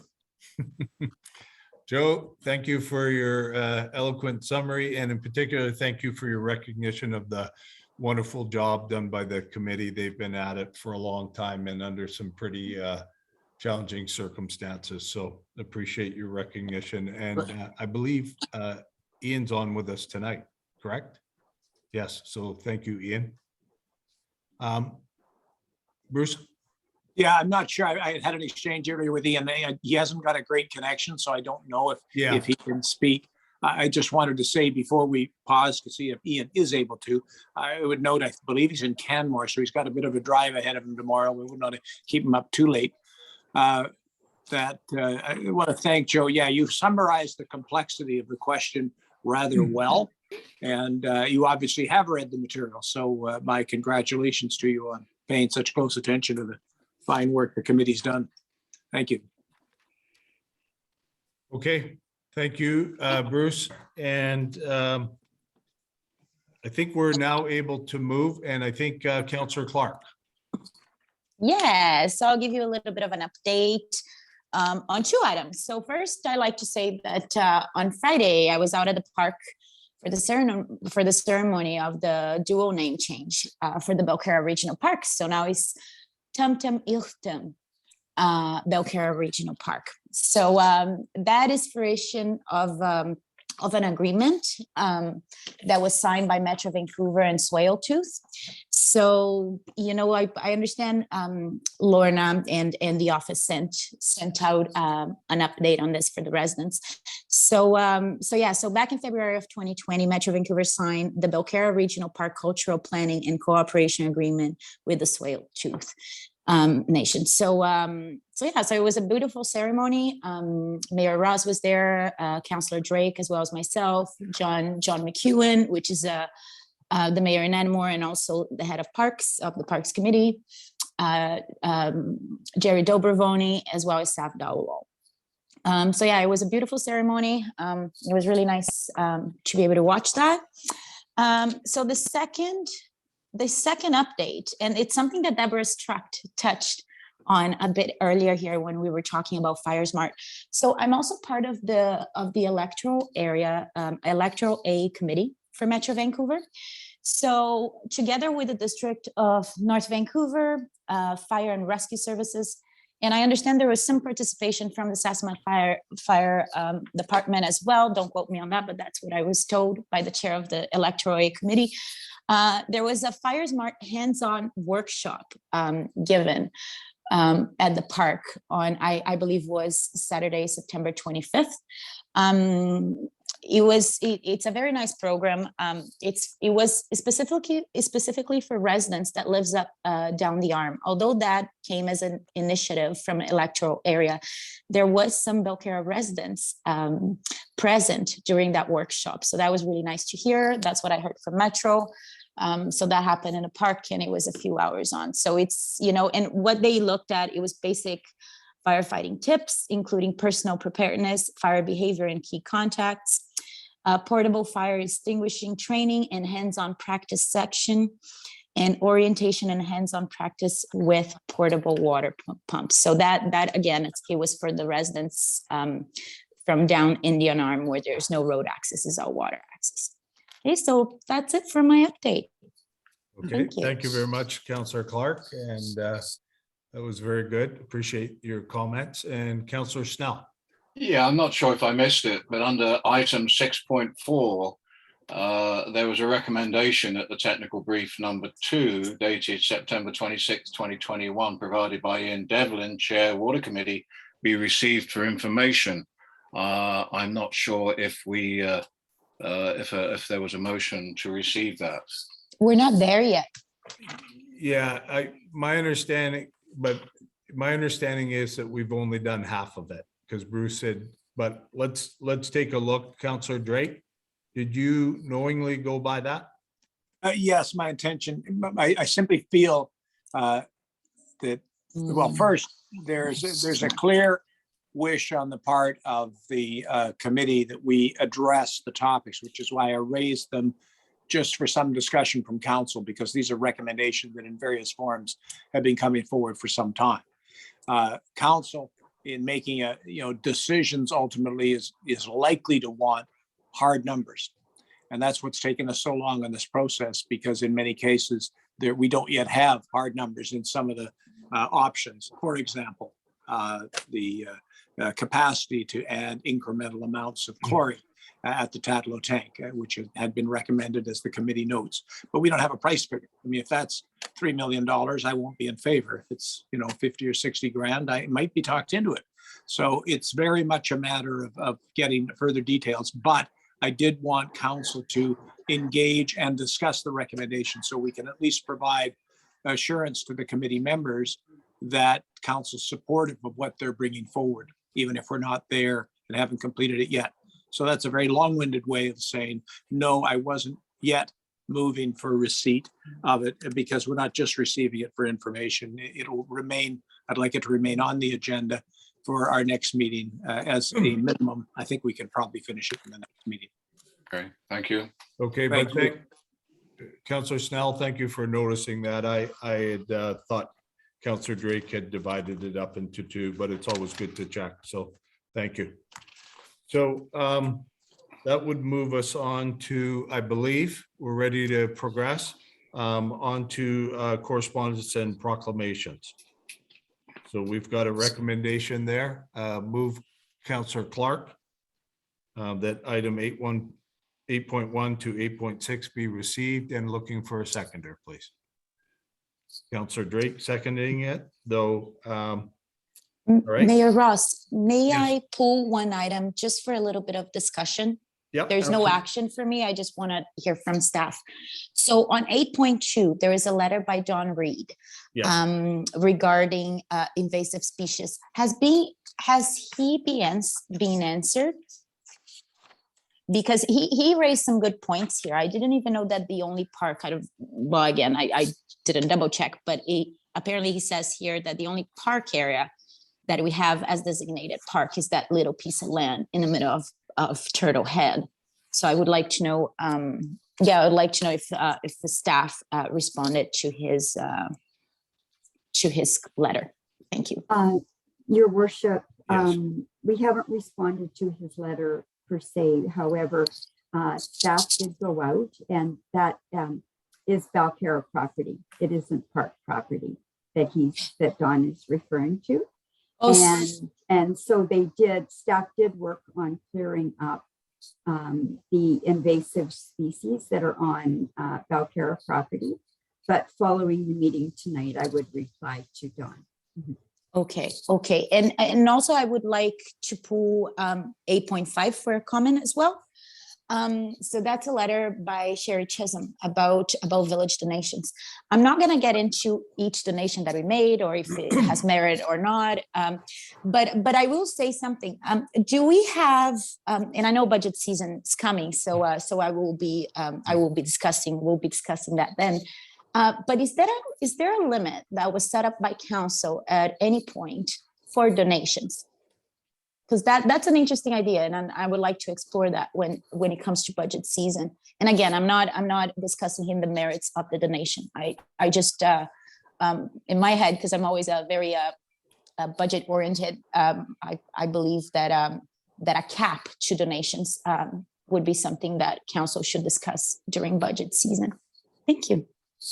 So let's you're not looking to pull it for action, but let's get Lorna to respond to that in terms of. Yes, your worship, thank you. There is no cap set on donations. However, when donation requests go forward to the budget discussion, council usually does establish a certain amount of level for donations for the various organizations, for example, who might receive a donation, but there is not a policy. Okay, because in my view, given the size of our municipality, I think, I'm not against donations, but I think it should always be symbolic amounts. But again, we'll get on it once we start talking about budget. Thank you. Okay, I have, thank you. And I have Councillor Drake And then I have Sherry Chisholm. So we have a, So I thank you through the chair. I agreed on that. I wanted to see a bit of discussion of Don Reed's point, and I thank Lorna for clarifying that this area is not in fact park. It does appear on a number of early maps marked as park, so I can understand where Don would get that from. And frankly, since it's all municipal land, I'm not sure it makes a huge difference. It's a question of how we utilize and what conditions we want to keep our land in. I'll only say he's absolutely correct in terms of the amount of overgrowth that's taken place. But it's really hard to gauge to what degree we want to clear areas. Certainly if they're invasive species, I'm supportive, but I'd like the area to remain green, even if it means it's laurel that's growing in there in any event. So thank you. I look forward to seeing the response. And I think Don may have in part been triggered by some growth that was taking place adjacent, not far from his property on a home that was not occupied, where there'd been extensive overgrowth on the areas that are municipal land, but at first glance might look as though they were part of a private property. Thank you. okay, thank you, Councillor Drake, and going to Sherry Chisholm. Sherry. Oh, hi there. I was rather hoping that the councillors would have some comment about my letter, whether or not they would consider not making donations from the village tax dollars. Is that something they would consider?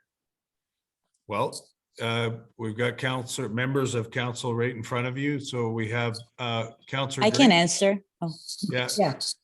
Councillor Drake, you want to go? And yeah, I read your note, Sherry, and I think we should always do it carefully. That one I thought was very symbolic. I mean, we're giving basically what, about 85 cents per resident in that contribution. I think we should always be careful. It shouldn't be a significant amount, and it always is a factor when we consider where we are going to make donations. Generally, they're in the immediate area, but I do feel that as part of our association with other member municipalities, particularly within the Greater Vancouver area, although this one wasn't, but particularly in those cases, we ought to be in the same game that the larger municipalities are, not to the same scale, because I'm very conscious that given our small population base, it can be fairly significant, but on a comparable basis, I'm generally supportive of making contributions, but I am sensitive that you can go overboard on that. So there's a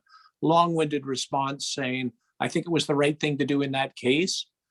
But even if every municipality in all of British Columbia gave on an equivalent basis, it's not going to rebuild that town. It's symbolic. Thank you. okay, and I have Councillor Clark, and then I'll add myself to the list. Yeah, so I think, I think everything we can give consideration to anything upon discussion when it comes budget season. But personally, I would find really hard to say no to places like Eagle Ridge Secondary School for their gala there that they have every year, like $150 donation, or to Eagle Ridge Hospital, so it's stuff that it's important for our community, right? But I do agree that it has to be a cap. I will say that I'm very cautious at least for me, when it comes to donations. I think they always should be symbolic, because as Councillor Drake pointed out, we're not as big as some municipalities. We have no industrial tax base. We have no commercial tax base. And we are trying to save money ourselves here, right? By raising a little bit of tax every year and, cutting where we can to get some projects accomplished. But so I'm happy to discuss anything that council wants, but that's where I'm at when it comes to donations. Thank you. Yeah. So I'll add to mine. I think that over the years, I mean, you talk about the gala, the gala at Heritage in Port Moody are actually grad nights, and they are there to try and have those students gather at the school in a safe environment where drinking is not what happens. So, I just think for all the counselors, when we make those decisions, we should make them conscious in terms of an amount of money, and we should also make them conscious for things that we're prepared to be supportive and that make good sense. And Bruce, Bruce's calculation at 85%, I was a little less than that, but it's not a big amount. And I think that that was quite unusual, and I would look to do it again. No disrespect to your comment, Sherry, but I mean, I think the province was captured, that in literally less than 20 minutes, that town emptied and was destroyed. And they're still not able to be back in there for a variety of meetings. So anyways, I look forward to always. Sometimes I think on the big organizations that can attract a lot of money easily, my individual piece would be to be a little more,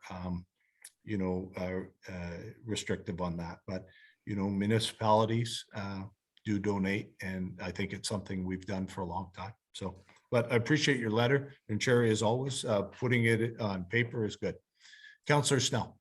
Yeah, the point I would like to make, I don't disagree with having a cap on the amount that we do put out. But for instance, the last 3 years, in 2018, we budgeted 4,900 in grants. We actually only put out 3,100. So we were short of the amount we budgeted. In 2019, our budget was 4,700. We put out 2,000. And in 2020, our budget was 4,700 and we put out 2,000. So I think we can be regarded as fairly frugal. And I really do not have any problem at all supporting organizations that do good work for our villagers. We have the Hospice Society. The Crossroads is, we've contributed to Crossroads. Yep. We've contributed to Coquitlam Search and Rescue. We contributed to Eagle Ridge Hospital. We've contributed to a lot of good organizations in the area, and I would be sorry to see us not support these people. I think, for the value of the grants that we get for our village in other areas, the amount we're talking about is peanuts, and I really support us continuing to support good causes. And if we need to put a cap on it, that's fine. But we kept well below our budget for the last several years. Thank you. Okay, thank you, Councillor Snell. It just seems Hey, to me. can I just, Sherry, would you mind, if it's okay, if I could get you to, okay, so hang on a second.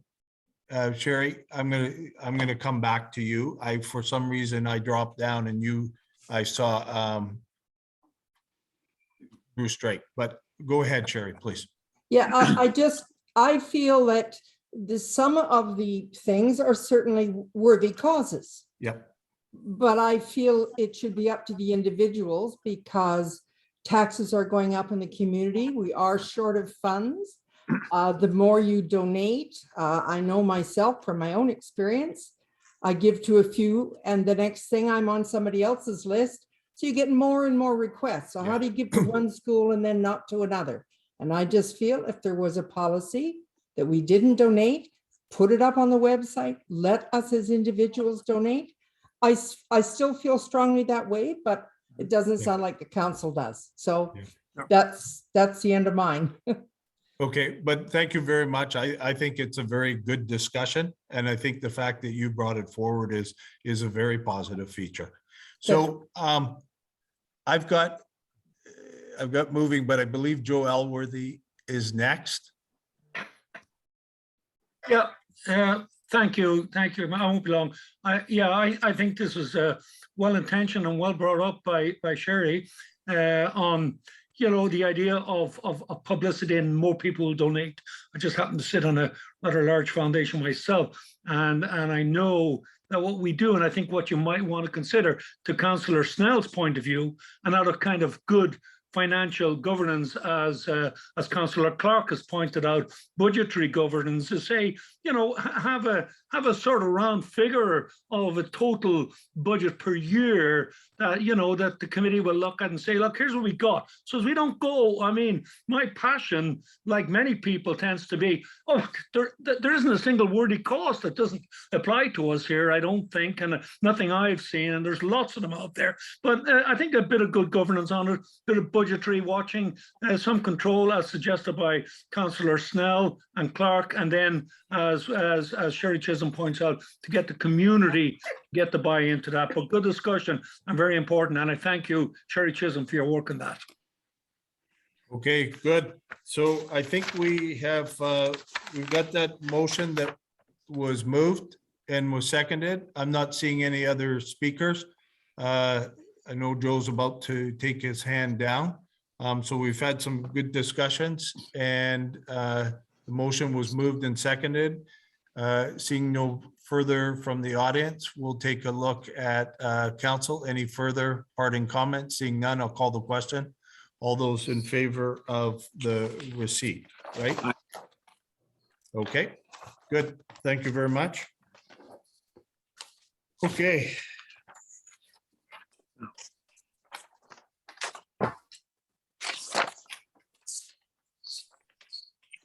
So I believe we're on new business, and then we are on to the one that was amended. Is that correct, Lorna? That's correct, Your Worship. We are on to number 5.3, the Bedwell Bay Wharf Program. Okay, are we? New business first. Sorry, New sorry. business. Is that preceded by new business, I believe? Oh, okay. Right, does that make sense? Okay, I just wanted to confirm. So any new business from council? Okay, so on that, so we're now on to what the motion to amend the agenda. So we're on the Bedwell Bay. Okay, so it was foreshadowed that there would be people that would potentially, or a person that would potentially declare a conflict. And I don't think it will be a surprise for anyone that I am going to, as I've done consistently on matters around a wharf and an issue, that I'm going to let people know that I'm not entitled to participate in the discussion of this matter or to vote on it, because I have a direct pecuniary interest in the matter as a director, and because I'm a member of a group wharf association that is subject of legal action. So I'm looking to, as I've consistently done, to recuse myself, and I'm very aware of the comments that our chief administrative officer will make later. Okay, so I will ask to be removed from the meeting. And I will look to have the chair go to the deputy mayor right now. And I believe that is Councillor Snell, correct, Lorna? Correct. Yes, correct. So I believe that Paula? Yeah, I'll move you into the waiting room right now. Sure, perfect. Thank you very much. Thank you, everybody. And thank you, John. Okay. Now, can we confirm that Mayor Ross is in the waiting room? Yes, he is, Your Worship. Okay, thank you very much.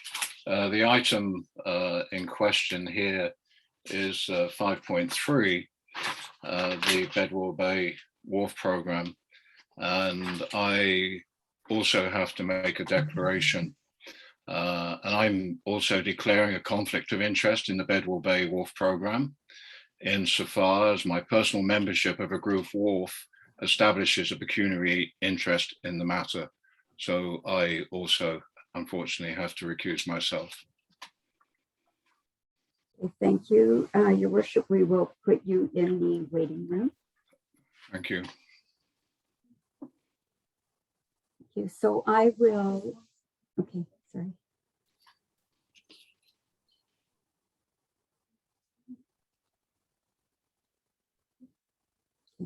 Thank you, Paula. I will state at this time that we have now lost quorum for this council meeting. And so the meeting will be terminated. But prior to the termination, I will tell you a couple of facts. And one of them is that we will work to have a special council meeting convene when our absent council member is able to return. And that will be advertised and posted in the usual manners, and the group email sent out advising of that. And it may be, but I'm only saying maybe, I wouldn't want you to take this for gospel right now, but it may be next Monday night for a special council meeting to discuss item 5.3 on tonight's agenda. And failing that, if we do not have a quorum after that meeting, then under section 129 of the community charter, we would then seek to apply to the Supreme Court for an order under section 5 as we've lost quorum due to disclosures of conflict. And then the Supreme Court would decide on the number of council members who may discuss this matter or find another way to be able for the municipality to bring this item back. So I'm sorry, this item isn't up for discussion at this time. The meeting will be terminated and you will be further advised as we proceed. So I'm now saying that the meeting is now terminated. Thank you. Thank you, Okay, Laura. thank you, everybody. Good night. Thank you. Sorry about that. Good night all. Thank you very much.